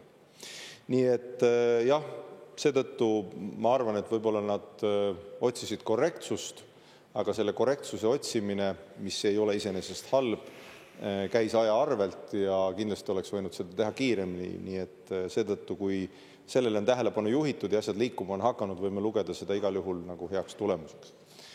Nüüd selle küsimuse teises osas, jah, ma pidasin ebaõiglaseks, et suur meediaväljaanne pani pealkirjaks 0 eurot ja Eesti on käpuli või kuidas iganes midagi sellist. Ma ütleks ilusti, et ma nüüd siin võin viidata ja iseendale, et isegi kui peaminister on parasti oinas või lammas, ükskõik mis, see ei tähenda seda, et Eesti on käpuli. Ma ei ole kunagi nõus pealkirjaga, et Eesti on käpuli. Eesti on Ukraina kõige suurem aitaja inimese kohta. Eesti inimesed on suure südamega, Eesti ei ole kunagi käpuli. Ja seetõttu seda kirjeldust ma ei pidanud õiglaseks. Isegi kui mõned sammud on astutud nii, et kellelegi ei meeldi. Ja ma saan aru, selle loo alltekst oli, et miks Eesti aitab Ukrainat niimoodi, et läbi Eesti kaitsetööstuse toodangu me aitame Ukrainale vabadusvõitlust pidada. Aga see on poliitiline valik, seda võib kritiseerida. Võib kirjutada juhtkirja või pealkirja, et peaminister eksib, et Eestis on vaja kaitsetööstust arendada selleks, et Ukrainat aidata ja oma kaitsevõimet tõsta. Ma olen selle kõigega nõus. Aga pealkiri, et Eesti on käpuli, midagi tehtud ei ole, jah, ma pean seda Eesti rahva suunas solvavaks. Aitäh! Suur tänu. Ja Raimond Kaljulaid, teil on täpsustav küsimus, palun. Jaa, aitäh, härra peaminister, et see kompliment oli selles mõttes nagu siiras, et ma arvan, et see ongi õige, et me kaitsetööstuses oma energiat aega paneme erakondade üleselt, et ma arvan, et see on tähtis valdkond. Et no eks mul elus on olnud tunda mitut peaministrit ja eks ma natuke saan aru, kuidas see info jõuab ka teieni ja praegusel juhul see on nagu hea näide sellest, kuidas siis teile on seda viivitust selgitatud ja peaminister ei peagi kõiki detaile teadma, aga ma tutvustan teile nagu kõige olulisemalt. Nimelt, kui valitsus eelmise aasta suvel tõi selle eelnõu siia Riigikokku, siis lisas ta sinna juurde rakendusaktide kavandid. Tõsi, need olid täielikud visandid, seal sisu praktiliselt ei olnud. Aga valitsus ise ja kaitseminister ise oli endale seadnud nende rakendusaktide jõustumise tähtaja ja selleks tähtajaks oli pandud Riigikogule esitatud infos läbi kõigi lugemiste, seda ei muudetud, 1. jaanuar käesoleval aastal. Ehk siis tegelikult ministeerium tõi siia selle eelnõu teadmisega, et need rakendusaktid jõustuvad samal ajal seadusega. Veel enam, see teema ei tekkinud ju mitte eelmisel suvel, vaid väljatöötamiskavatsus oli ju jaanuaris 2024. Tegelikult praegusel hetkel on kujunenud olukord, kus kaitsetööstusele ülikriitiliste kiirete muudatuste menetlemiseks on kaitseminister võtnud 1,5 aastat aega. 1,5 aastat. Te teate väga hästi, te viitasite siin Ukrainale. Ukraina näiteks oma drooni tootmises uuendab seda droonitehnoloogiat praktiliselt iga paari kuu tagant. Ja pange nüüd siia kõrvale, need ei ole kusjuures tegelikult nii keerulised asjad, kui te loete neid rakendusaktide kavandeid, mis on teil eelnõude infosüsteemis, siis selle taha ei ole võimalik pugeda. Aga mis kõige olulisem, kaitseminister on ise endale seadnud tähtaja 1. jaanuar ja on sellest 133 päeva praeguse seisuga üle. 133 päeva. See on lubamatu. Mis te teete, härra peaminister? Aitäh. Selle informatsiooniga varustatuna pean õppekaasatusliku vestluse oma kaitseministriga. Et mina olen tegelikult ka samal positsioonil, et aeg on piiratud. Aeg on praktiliselt inimeste ja valitsuste kõige kallim vara. Mitte sellepärast, et tulevad valitsused või valimised ja valitsused vahetuvad, seda ka. Aga see, mida sa selle ajaga teed ja kõige olulisem ongi kõige tähtsam. Ja kaitsetööstuse arendamine, tegemist on ju Eestis ühe kõige kiiremini võib-olla või uusi võimalusi otsiva tööstusharuga praegu on kogu valitsuse pingutus. Nagu me pingutame selle nimel, et me saaks paika, kuhu tulevad kaitsetööstuspargid, nagu me otsime rahastust majandustööstusministri valdkonnas, nagu me muudame reegleid selleks, et kaitsetööstus saaks kiiremini kasvada. Me oleme valitsuses ka korduvalt seadnud tähtaegu, ise pean ühendust kaitsetööstuse liiduga, pean kaitsetööstuse ettevõtetega ühendust, just selle sama asja jaoks, et see selline, kuidas öelda, nööp-nõel oleks selles kohas, et asjad saaks tehtud. Ja loomulikult minule ei tee vähimatki rõõmu, et ma ei otsi ka õigustust sellest, kui asjad ei ole õigel ajal tehtud, siis tuleb öelda, et nad ei ole õigel ajal tehtud, teinekord tuleb kiiremini teha, nii et me kindlasti vestleme sellest ja selgitame välja, sest praegu on ametnikud ise öelnud, et see on nende viga, nad on avalikult ka seda tunnistanud, aga sellest võiks siis nii palju õppida, et järgmine kord sellist viga ei tehta, tehakse asjad kiiresti. Aitäh. Suur tänu ja lisaküsimuse esitab Reili Rand, palun. Aitäh, lugupeetud istungi juhataja, hea peaminister. Ma ikka nüüd ei saa hästi aru, et kui te heale kolleegile Raimond Kaljulaiule vastasite, ütlesite, et valitsus peab võimalikult kiiresti liigutama, mis puudutab meie riigikaitse tugevdamist, siis relvaseaduse muutmine, et kaitsetööstuse võimestamiseks vajalike muudatuste tegemiseks ja jõustamiseks on kaitseministril kokku vaja olnud vähemalt 1,5 aastat. Ja ma saan aru, et sellega läheb veel aega. See on ilmselgelt liiga pikk aeg, arvestades nii julgeoleku olukorda kui ka seda, mis tempoga liiguvad näiteks meie naaberriigid, võtame või Leedugi siin eeskujuks.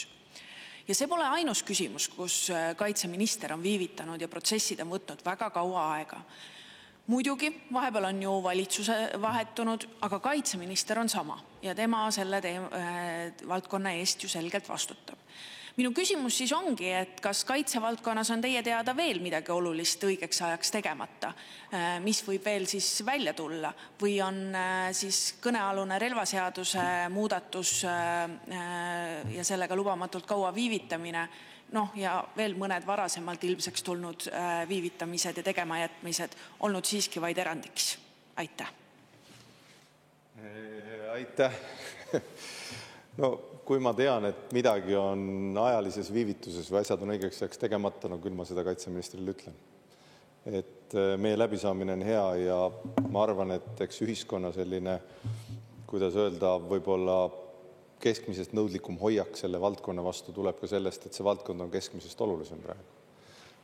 Me ju kõik mõistame, et me tahaksime, et kaitsevaldkonnas oleks kõik asjad tehtud ja juba 2 aastat tagasi oleks tehtud, mitte isegi eile. Relvad oleks kohal, varustus oleks kohal, piir oleks välja ehitatud sisevaldkonnas, varjendid oleks kõikidel majadel ja varjumiskohad ka. No, kõike siiski ajas tagasi minnes ei saa. Iga asi tuleb samm haaval.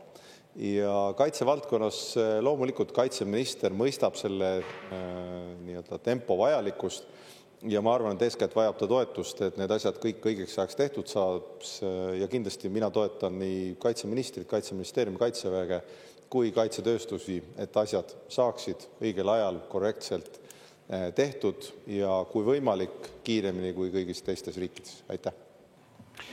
Suur tänu, sellega lõpetame tänase 5. küsimuse käsitlemise.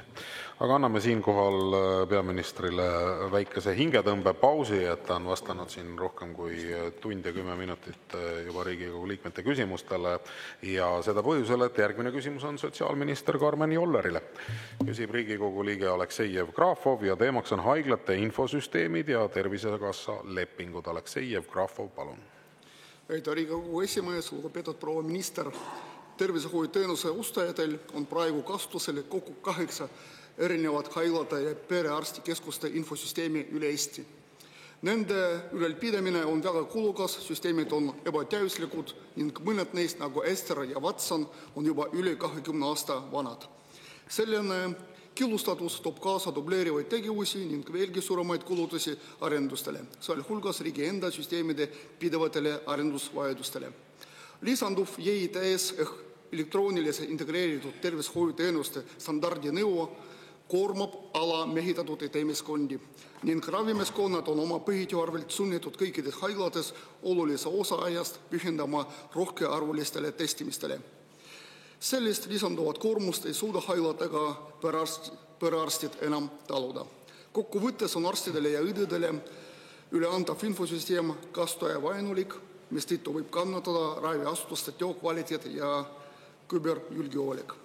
Tervisekassa analüüsi kohaselt oleks otstarbekas liikuda ühtse või koordineeritud lahenduse suunas, et loobuda vananenud ligi 20 aasta vanustest süsteemidest ning vähendada märkimisväärselt kulutusi, mis ulatuvad 10 miljonitesse eurodesse.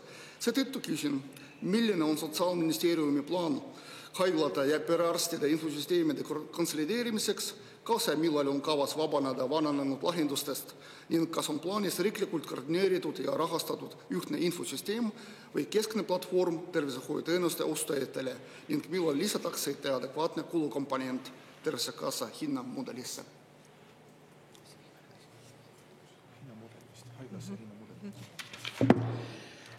Aitäh küsimuse eest.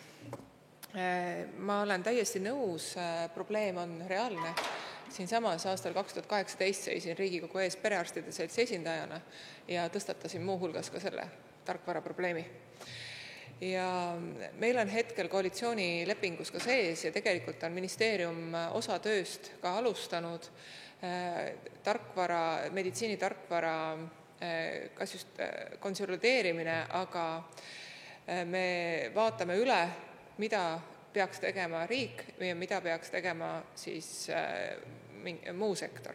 Hetkel on tarkvarasüsteemid kõik erasektoris, on suhteliselt kohati killustunud, et see näide Watson, mis on toodud, ma arvan, seal on kasutajaid võib-olla veel üldse 15 perearsti üle Eesti ja see on üks neid süsteeme, mis vajab esmajärjekorras asendamist adekvaatse normaalse IT-süsteemiga. Seda, et IT-süsteemid põhjustavad praegu ülekulu nii Tervisekassale ja tervishoiu rahastuse mõttes kui ka ülekoormust meedikutele, et olen samuti nõus. Ja see on üks väga olulisi probleeme, mida me soovime lahendada. Plaanis on hetkel alustada perearstidest, luua mingisugunegi tuumik tarkvara riigi tasandilt, tegelikult üks osa on juba olemas ja tõenäoliselt siis erasektorist ootame selliseid väikseid mooduleid või lisafunktsioone, mis tuleb, mida me saame siis edasi anda. Et jah, ma olen probleemist teadlik, tegeleme sellega, raha on vähe ja peame ka vaatama, kust need ressursid leiame ja mis on kõige prioriteetsem kõigepealt teha. Aitäh! Suur tänu. Ja Aleksei Jevgrafov, teil on täpsustav küsimus, palun. Aitäh, lugupeetud minister. Hetkel on arstide ja õdede palgakindlus tagatud kuni 31. detsembrini 2026. aastal. Nüüd olen aga saanud teavet, et järgmisel aastal vähendatakse perearstide ja tervishoiuteenuse ostamise lepingute mahtu kuni 10% võrra.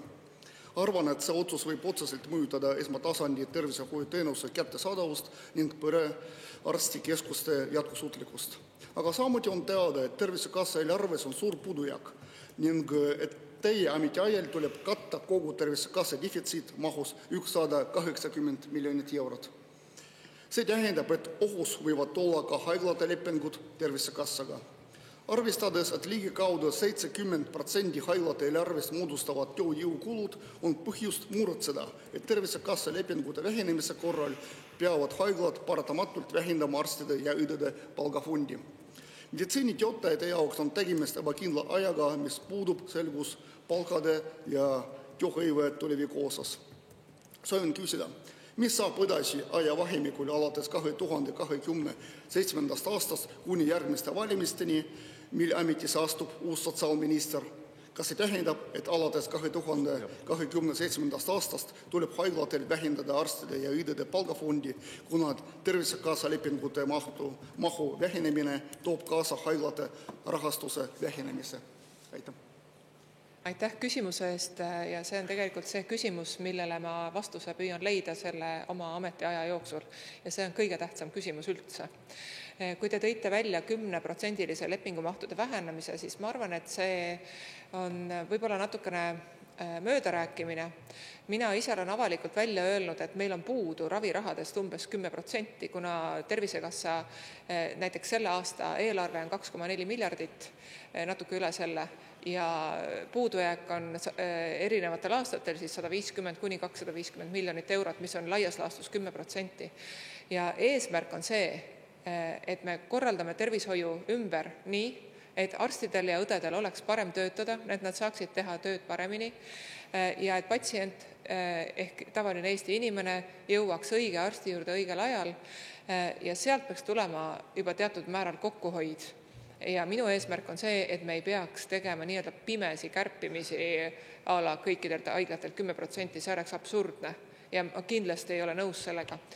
Nüüd, kui rääkida töötamisest, siis OSKA raport, mis avaldati mõni aasta tagasi, näitas ka seda, miks tervishoiutöötajad lahkuvad töölt ja neil on 2 peamist põhjust ja muide ja nende 2 seas ei ole palk. Tervishoiutöötajad tegelikult oma palgaga on enam-vähem rahul, alati võib loomulikult rohkem olla ja alati tervishoiutöötajad on tänulikud, kui nende panust ja vastutust ka tunnustatakse kõrgema palga näol. Aga põhilised lahkumise põhjused on number 1, toksiline töökeskkond, number 2, kehv töökorraldus. Toksiline töökeskkond tähendab seda, et meil on mõned aasta, võib-olla isegi 100 juurdunud traditsioonid, mis tekitavad või eeldavad hierarhiat tervishoiusüsteemis, et näiteks arst on kõrgem kui õde. Üldiselt tänapäevase juhtimisega osakondades ja haiglates seda hierarhiat enam ei ole ja me teame, et arstid ja õed töötavad kõik ühtse meeskonnana ja ühtsete eesmärkide nimel. Aga seal on ka muid asju, on konkurents osakonna sees ja nii edasi, et suured haiglad on võtnud tööle ka spetsiaalsed töötajad, kes tegelevad töökeskkonna muutmiseks turvalisemaks ja me teame ka seda, et tervishoiutöötajate läbipõlemise risk on keskmisest kõrgem, kuna töö on emotsionaalne, vastutusrikas, otsitakse alati ka võimalusi paremaks vaimse tervise hoidmiseks. Ja teine Kui me rääkisime töö korraldamatusest, siis see on ka mure, mis on inimestel, et inimene näiteks saab saatekirja ja satub vale tervishoiutöötaja juurde. Et seda olukorda ma soovin lahendada e-konsultatsioonide rakendamisega, kus inimese tervisemure prioriseeritakse ja ta peaks jõudma õige abistaja juurde, nii et rahul on ka abistaja, sest ta tunneb, et ta saab aidata päriselt. Aitäh! Aitäh ja lisaküsimuse esitab Vladimir Arhipov, palun. Aitäh, hea juhataja, lugupeetud minister. Väga paljude inimeste kindlustunne homses päevas on kadunud. Eakad ja toimetulekud raskustes inimesed lähevad poodi, vaatavad letti, näevad neid kas kollaseid, punaseid ripikud, kus on hind peale joonistatud ja mõtlevad, et mida nüüd siis ostan. Kas jupi vorsti, aga tegelikult apteek on kõrval, mul on vaja apteekist midagi osta. Ja ongi selline väga raske valik. See teebki selle kindlustunne, tühistab selle kindlustunne ära, et mida saab riik teha selle kindlustunne taastamiseks, sest väga paljud inimesed, eriti eakad pensionärid, on selle riigi üles ehitunud ja seisavad nüüd olukorras, kus elukallidus tõus sööb ära nende pensionitõusu. Aitäh! Aitäh küsimuse eest. Kindlustunne on üks olulisemaid näitajaid, mis tagab ka meie riigi turvalisuse ja meie elanikkonna kaitse, see on üks meie elanikkonna kaitse alus ja meie kõigi eesmärk on seda kindlustunnet suurendada. Me teame, et kindlustunne on vähenenud inimestel ja täiesti objektiivsetel põhjustel. Kui meie idanaaber ründas ühte teist riiki, Ukrainat, aastal 2014 ja eskaleeris oma rünnaku täiemahuliseks sõjaks aastal 2022, siis me selle foonil oleme näinud väga suurt kindlustunde langust. Sellele eelnesid ka muud põhjused, oli meil energiakriis, samamoodi idanaabri poolt algatatud ja COVID-pandeemia, mis on pigem, ma usun, looduslikel põhjustel tekkinud. Ja ma mõistan inimeste hirmu, ma mõistan ebakindlust ja me kõik oleme näinud hindade tõusu. Aga tõusnud on eelmisel aastal näiteks ka pensionid umbes 10%. Meil on kavas vaadata üle toimetuleku toetuste arvutamise määr, et viia ka see kooskõlla inimeste vajadustega. Kui rääkida veel eakatest inimestest, siis need inimesed, kes enam ise hakkama ei saa, neid on aidanud hooldereform, mida me siin samas saalis oleme korduvalt arutanud, kus umbes 1000 inimest on saanud hooldekodu teenusele tänu sellele, et see teenus muutus inimestele finantsiliselt kättesaadavaks. Kui varem oli oma osalus üle 80% teenuse kogumaksumusest, siis nüüd on ta umbes 50%. Et me teeme kõike selle nimel, et kindlustunnet parandada ja kui tuua juurde pered, siis ka peredele loodame tuua koalitsioonilepinguga häid uudiseid, aga seda me avalikustame siis, kui koalitsioonileping on saanud allkirjad. Aitäh! Suur tänu ja sellega lõpetame tänase 6. küsimuse käsitlemise. Tänane 7. küsimus on peaminister Kristen Michalile, küsib Riigikogu liige Urmas Reinsalu ja teemaks on maksud. Urmas Reinsalu, palun. Aitäh, härra peaminister! Läinud nädalal valitsus esitas paketi maksutõusudest parlamendi menetlusse. See tähendab, et püsivalt tõsta 24% tulumaks, püsivalt 24% käibemaks, juriidilise isiku tulumaksumäär tõsta 24%, erisoodustusmaksu tõsta, ettevõtluskonto maksustamist suurendada. Ja see oli, ma arvan, viimase 2 aasta jooksul suurim otsuste pakett, mis puudutas konkreetselt 1 päeva jooksul tehtud maksutõuse. Ja ma usun, et see, et paarist lollusest, mida teie juhtimisel eelmisel aastal tehti, muu hulgas ettevõtte tulumaksu langetamine, ettevõtte tulumaksu kasumi investeerimise maksustamine loobusite, ma arvan, see ei tähenda mitte maksukoormuse langetamist tulevikku vaadates, vaid tegelikkuses tähendab see seda, et kui vaadata reaalset maksukoormust, siis see paraku järgmisel aastal te tõstate seda selles valguses. Aga mu küsimus puudutab automaksu. Ja nagu näha, siis need autode aprillikuu seisuga sõiduautode müük on kukkunud 50%. Selle maksu eesmärgid on, mulle näib, et ka need teie poolt omistatud kliimaeesmärgid ei ole kuidagi realiseerunud, kui vaata kas või neid nii-öelda autode ostmist sellel aastal, mis puudutab autotüüpi, mida ostetakse. Kas ei oleks mõistlik loobuda sellest automaksust? Ma vaatasin teie praegu kliimaministeeriumi esindajad, et nendes kliimaeesmärkides, mis te olete seadnud, on selles väga kinni. Teie see kliimaseaduse eelnõu põhjendab, et vaesemad inimesed on koostatud selle analüüs, sõidavad rohkem rattaga, et tuleb kasutada rohkem rattateid ehitada, see oleks alternatiiv väiksema sissetulekuga inimestele. Teate, ma arvan, et tõepoolest inimestel on väga paljuski sundvalikud praegu. Aga kas ei oleks mõtet võtta kätte ja valitsus, kui ta neid kokku lepib ideid, ütleks, et see automaks tühistatakse? Mul on konkreetne, selge ettepanek. Aitäh. Ja aitäh, hea Riigikogu esimees, hea küsija. No, teil on veidi asjad tagurpidi, aga ma loomulikult saan aru, et teie huvides on seda asja sedasi näidata. Tõde sedapidi siiski ei ole. Et nende muudatustega, mis me parlamenti saadame lähiaastatel, maksukoormus väheneb võrreldes kehtestatuga. Inimeste saadav raha kasvab. 2026. aastal, kui me kaotame Isamaa juhtimisel või täpsemalt koostöös Keskerakonnaga loodud maksuküüru, tõuseb tulumaksuvaba miinimum 700 euroni. Kaotame ära ka ettevõtete kasumimaksu, mis oli sotsiaaldemokraatide ideoloogiliselt südamelähedane. Ja kaotame ka esimesest eurost tulumaksu, mis oleks rakendunud, mis on praegu juba seaduses kehtiv 2026. aastast inimestele. See annab hõlpu just väiksema ja keskmise sissetulekuga inimestele. Rahas väljendatuna, võib-olla kõige lihtsam võrdlus oleks, et keskmise palga, mis on siis veidi üle 2000 euro või 2000 euro kanti, teenija võidab 2026. aastal umbkaudu 1500 eurot aastas siis nendest rakendavatavast maksumuudatustest ehk siis juba seaduses olevast esimesest eurost tulumaksu kaotamisest ja tulumaksuvaba miinimumi tõusust 700 euroni.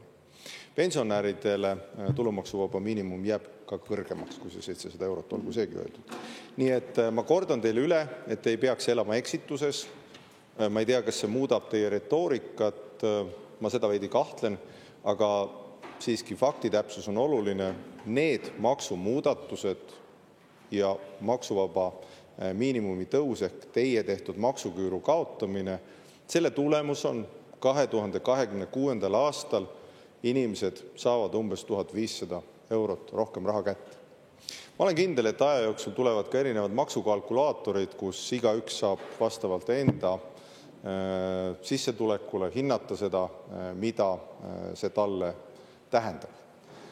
Maksumuudatuste puhul kindlasti on ka tähtis tähele panna, et nüüd, kus me kaotame kasumimaksu esimesest eurost tulumaksu, tulumaks ja käibemaks jäävad 24%-le. Ja, see on tõsi.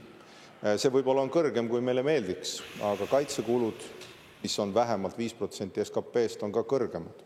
See tähendab seda, et kaitsekulusid, vähemalt osa neist, katame nendest maksudest ja puudujäävaks osaks, ma juhin tähelepanu, sellest üksiti ei piisa, võtame ka laenu juurde, et osta neid võimeid, seda relvastust, mida Eestil vaja on. Kaitsekulud Eestis kasvavad samamoodi üle 5% SKP-st. Aitäh. Aitäh.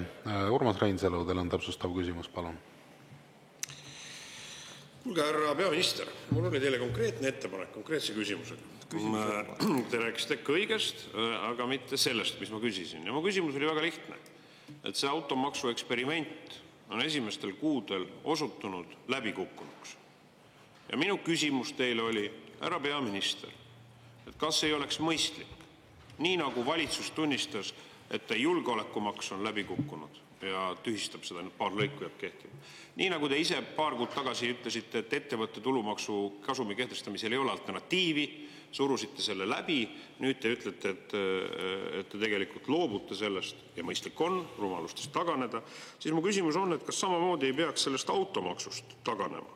Jah, see kliimaeesmärkide retoorika, mida te olete ka kliimaseaduse eelnõus öelnud, et vaesemad inimesed kasutavad rohkem jalgratast, rattaga sõidavad ja kui ehitada rattateid, et see otse, kui siis ma saan aru, mõttekäik on, kompenseerib selle automaksu koormust väiksema sissetulekuga inimestele. Ma arvan, et see on täiesti irrelevantne ja elukauge mõttekäik.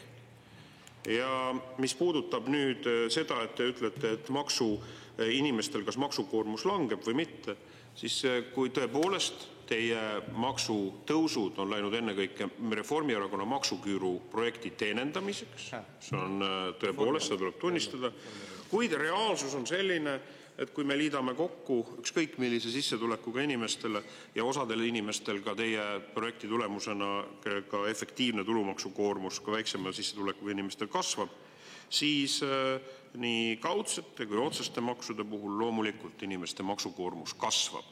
Et te ütlete, et te alandate makse, see tähendab siis enda poolt tulevikus planeeritavaid makse osaliselt jätate ära ja selles ulatuslikumalt kehtestate neid juurde. Siis minu küsimus on teile, härra peaminister, esiteks sellele, et mis te arvate automaksu kaotamisest, on teine küsimus, palju siis aastal 2029 täiendavat maksuraha kokku kogutakse teie vaates riigieelarve strateegia perspektiivis? Öelge see number Eesti rahvale, et saada 4 aasta perspektiivis. Aitäh. Härra peaminister, palun. Esimees, hea küsija. No, ükskõik, mida ma teile räägin, teie huvi vist on lugeda enda küsimus ette. Et see infotund on muutunud selliseks kentsakaks nagu loosungite vahetuseks, aga proovime jõuda ühiselt selleni, kes maksuküüru kehtestas. Maksuküüru, mis tegelikult inimesi koormab, kehtestas Isamaa ja Keskerakonna ja vist sotside valitsus. Oleme siis kausad, lappame ajaloos, vaatame hiljem järgi. See oli Isamaa, Keskerakonna ja sotside kehtestatud. Nii et katse omistada seda kellelegi teisele on jäme faktide moonutamine. Täpselt samamoodi, kui me ei muudaks kehtivaid seadusi, rõhutan, kui me ei muudaks kehtivaid seadusi, siis ettevõtte tulumaks ehk seesama ettevõtte kasumimaks, täpsustan, ei kaoks. Jääks esimesest eurost inimeste tulumaksustamine, mille me ju ka kaotame. Ja teie soov, ma saan aru, on jätkata selle sama maksuküüruga, Isamaa, Keskerakonna, sotside ühise maksuküüruga, ehk mitte tõsta inimestele tulumaksuvaba miinimumi. Mina ei ole sellega nõus. Me ei lükka edasi seda, me ei jäta seda kaotamata, tulumaksuvaba miinimum tõuseb 700 euroni, pensionäridel on see kõrgem, see tähendab seda, et järgmisest aastast keskmise palgaga inimene, keskmise palga teenija võrreldes selle aastaga saab umbes 1500 eurot ligikaudselt rohkem raha kätte. Ja sellest olulisem isegi on see, et maksusüsteem saab jälle lihtsaks ühetaoliseks. Möönan, ja ma olen seda ka korduvalt avalikult möönud, maksukoormus võiks olla madalam. Me oleme siiski Euroopas ütleme nii, et tagumises kolmandikus, ma kahtlustan, et umbes 7.–8. tagantpoolt. Meie naaber Soome on näiteks esimeses kolmandikus. Vahed on väga suured ja me jääme sinna tagumisse otsa. Meie maksukoormus jääb madalamaks. Kaitsekulud omakorda kasvavad meil väga kõrgeks. Need on vähemalt 5% ja me võtame laenu veel selle juures. Eelarve on defitsiidis, järelikult me kulutame rohkem raha, kui meil sisse tuleb. Nii et püüdke sellest kuidagi aru saada, kui neid küsimusi konstrueerite, et esiteks tunnistage omaks maksuküür, see oleks juba algus faktide tunnistamiseks ja teiseks selle eelnõuga inimeste maksukoormus järgmisel aastal langeb. Aitäh! Suur tänu ja lisaküsimuse esitab kolleeg Andres Metsoja, palun. Aitäh, austatud Riigikogu esimees, austatud peaminister. Maksud on üks osa riigist, milleta kindlasti ei saa, aga vast olulisem osa on veelgi see toimiv majandusruum ja just tulin kantseleist, lugesin siis rikkumismenetlust, mis on seotud meie keskkonnaga ja natuuraaladega ja tean, et täna on saalis 2 sellekohast valitsuse algatatud eelnõu 610 ja 612 SE ja paratamatult tekib küsimus seda rikkumismenetluse dokumenti, mis on tegelikult Välisministeeriumi poolt pandud avaliku kasutuse piiranguga, et avalikkus sellega tutvuda ei saa, siis on seal välja pakutud Vabariigi Valitsuse poolt lahendus, et siis üle 40 000 hektaril põhimõtteliselt igasugune metsamajandamine lõpetada ja lubada siis seda teha omanikel ainult küttepuude varumiseks.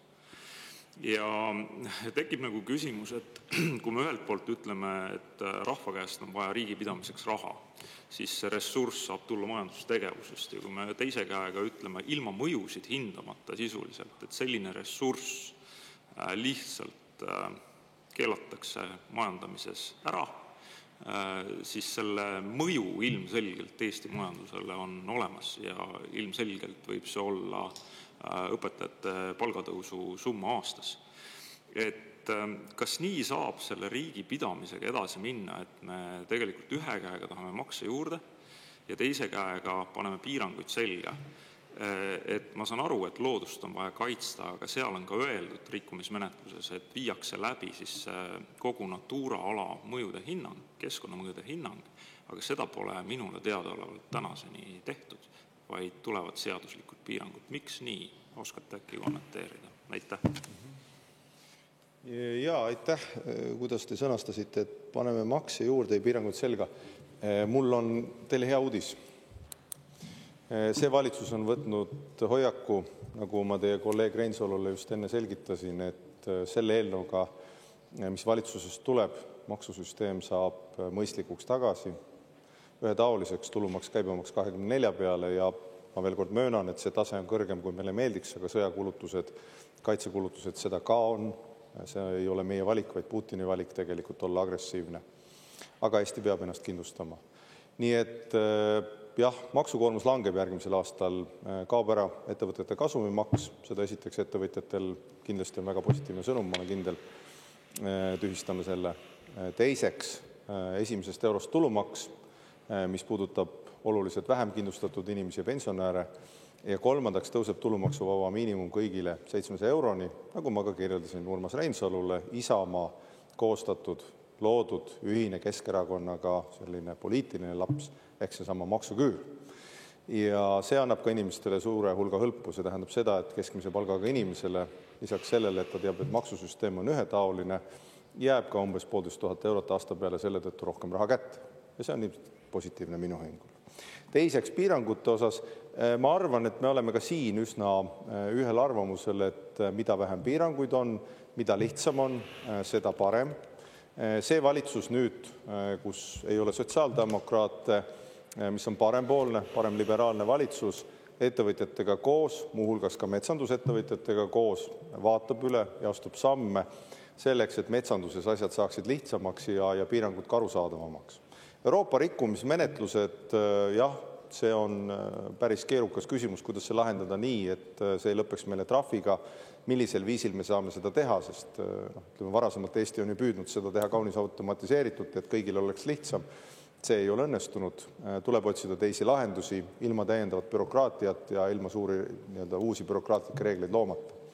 Aga ruttan juba sündmustest ette ja võin öelda, et homme valitsuses energeetika või keskkonna- ja energeetikaministri või energeetika- ja keskkonnaministri tooduna on juba näiteks metsandusvaldkonnas päris oluline printsiip, et 70% metsadest on majandatavad, see tähendab seda, et kaitseala on 30, tulevikus kaitseala lähevad ainult riigimaad ja kui üle selle protsendi läheb, siis hakatakse sealt kaitsealt välja võtma.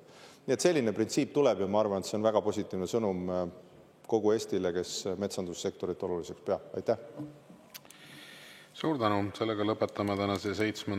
küsimuse käsitlemise.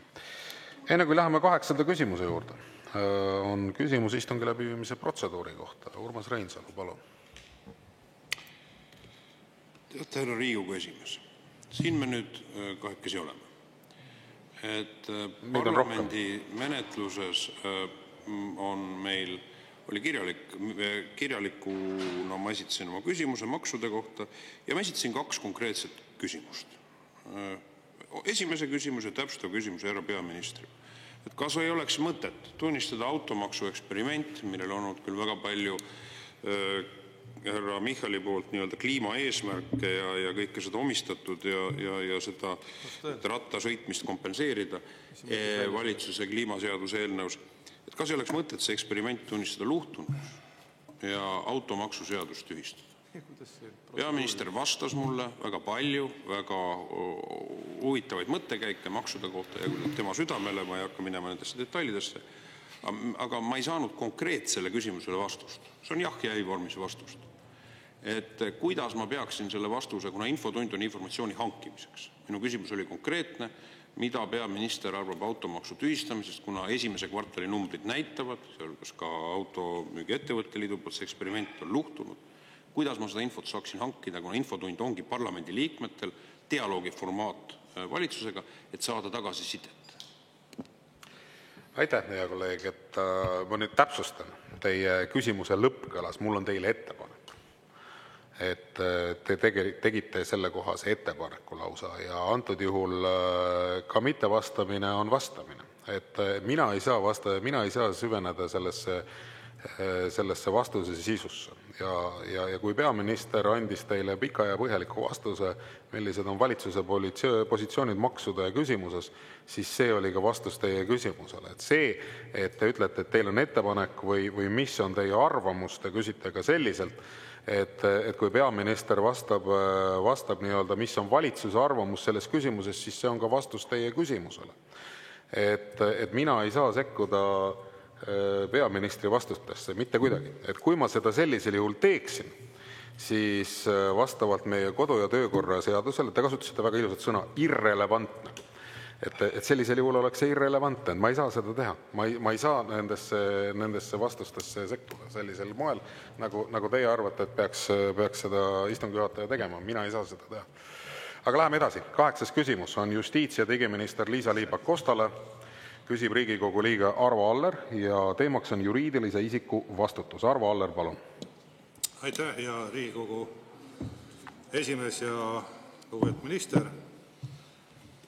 Kahetsusväärselt on viimasel ajal välja tulnud hooldekodudes toimuvad juhtumid ja võib-olla siis juriidilise isiku vastutuse kohaselt ka Riigikogu võttis 2023. aasta novembris vastu karistusseadustiku muudatuse, mis laiendas oluliselt juriidilise isiku vastutust. Ja alates novembrist 2023 võimaldab karistusseadustik juriidilisele isikule võtta vastutusele ka muuhulgas juhul, kui juriidilise isiku õiguslikke kohustusi rikkudes on puuduliku töökorralduse või järelevalve tõttu mis tahes isik toime pannud kuriteo.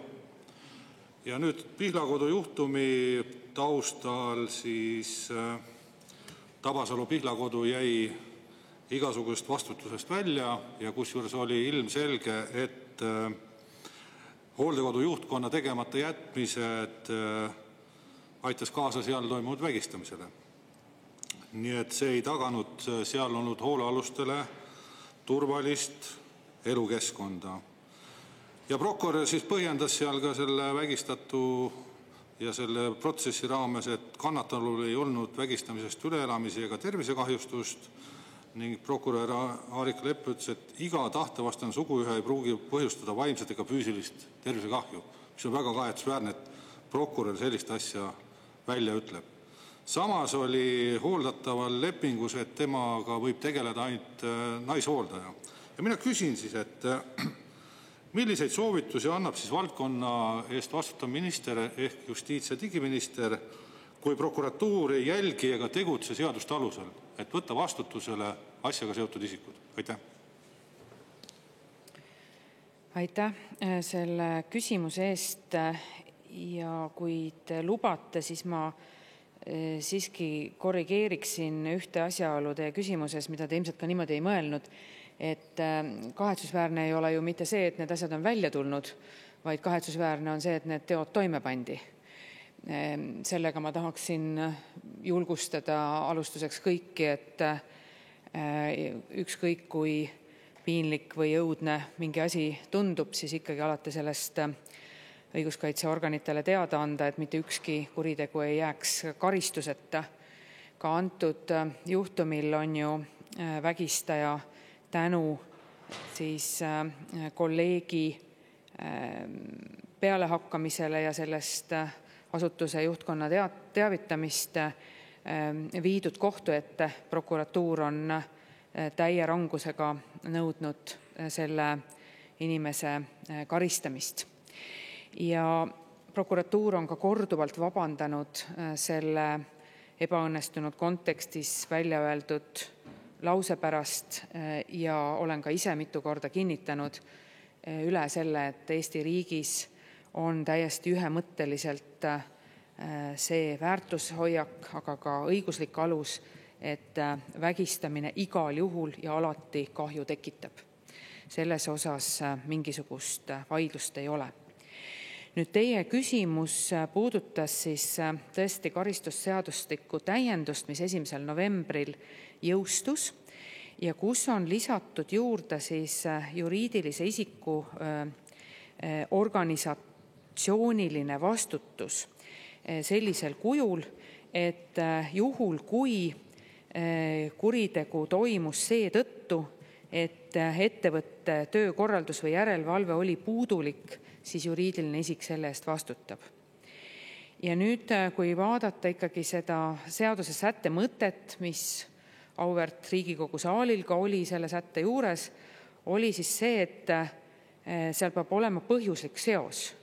Ehk et kuriteo toimumine peab olema selle tõttu võimalik, et ettevõtte töökorraldus või järelevalve oli puudulik. Seda küsimust eile pikalt ja põhjalikult arutas Riigikogu sotsiaalkomisjon. Komisjoni arutelus leidis veel kord kinnitust see sama, mida prokuratuur on avalikkusele tutvustanud, et tõsi, Pihlakodu tegevuses järelevalve tuvastas puudujääke, aga need puudujäägid, isegi kui neid ei oleks olnud, ehk et isegi kui järelevalve menetluses tuvastatud puudujääke ei oleks olnud, ei oleks see kahjuks seda konkreetset kuritegu ära hoidnud.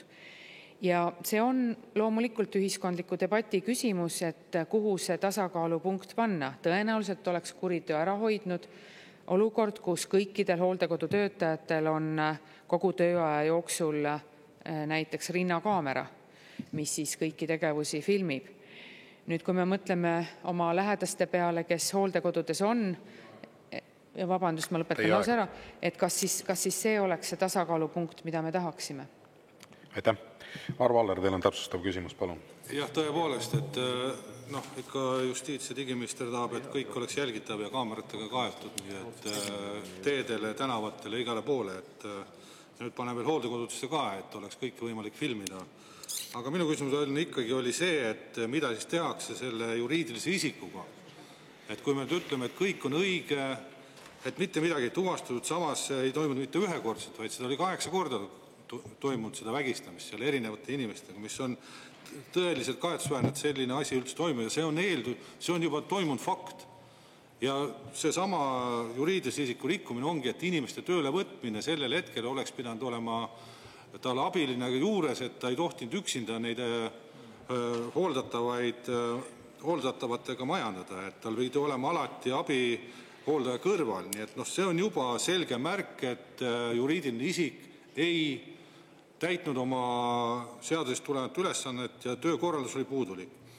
Ja nüüd siit edasi minnes, et üks on see Pihlakodu, ma saan aru, et sellega eriti midagi ette ei võeta, kuna see on teie koalitsioonipartneri juhatada. Aga tulles nüüd maisemate asjade juurde, võib-olla ka reaalsem on Slava Ukraini, et seal organisatsioon küll läks lõpetamisele, aga sealne juhataja Johanna-Maria Lehtme varastas ju Eesti rahvalt suurusjärk 6 miljonit nimetuse all, et Ukrainasse see raha läheb, nii nagu praegu meil on kõik sõjaga seotud, siis oli Ukrainaga ja varasti ära ja inimesi on kadunud. Et kas tema endise juhatuse liikmena saab ka mingi personaalse vastutuse, personaalse rahalise nõude või kui kaugele on jõutud antud menetlusega, et võtta ka seal keegi vastutusele? Aitäh.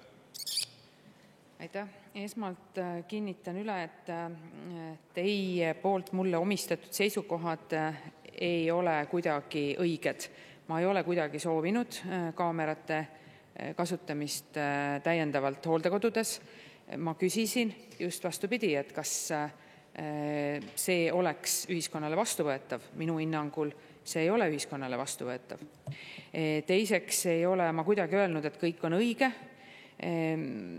Juriidilise isiku vastu saaks esitada võlaõiguslikku nõuet tsiviilhagi korras ja olen pöördunud advokatuuri poole kirjaliku järelpärimisega, miks riigi poolt määratud siis advokaat, kes pidi aitama ohvrit ja tema lähedasi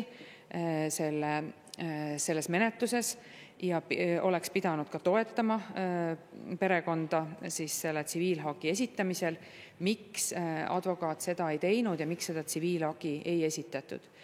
Sellele on advokatuur vastanud, et advokatuuri aukohus seda küsimust menetleb. Seaduse järgi on advokaadi üle järelevalve teostamine advokatuuri aukohtu ülesanne.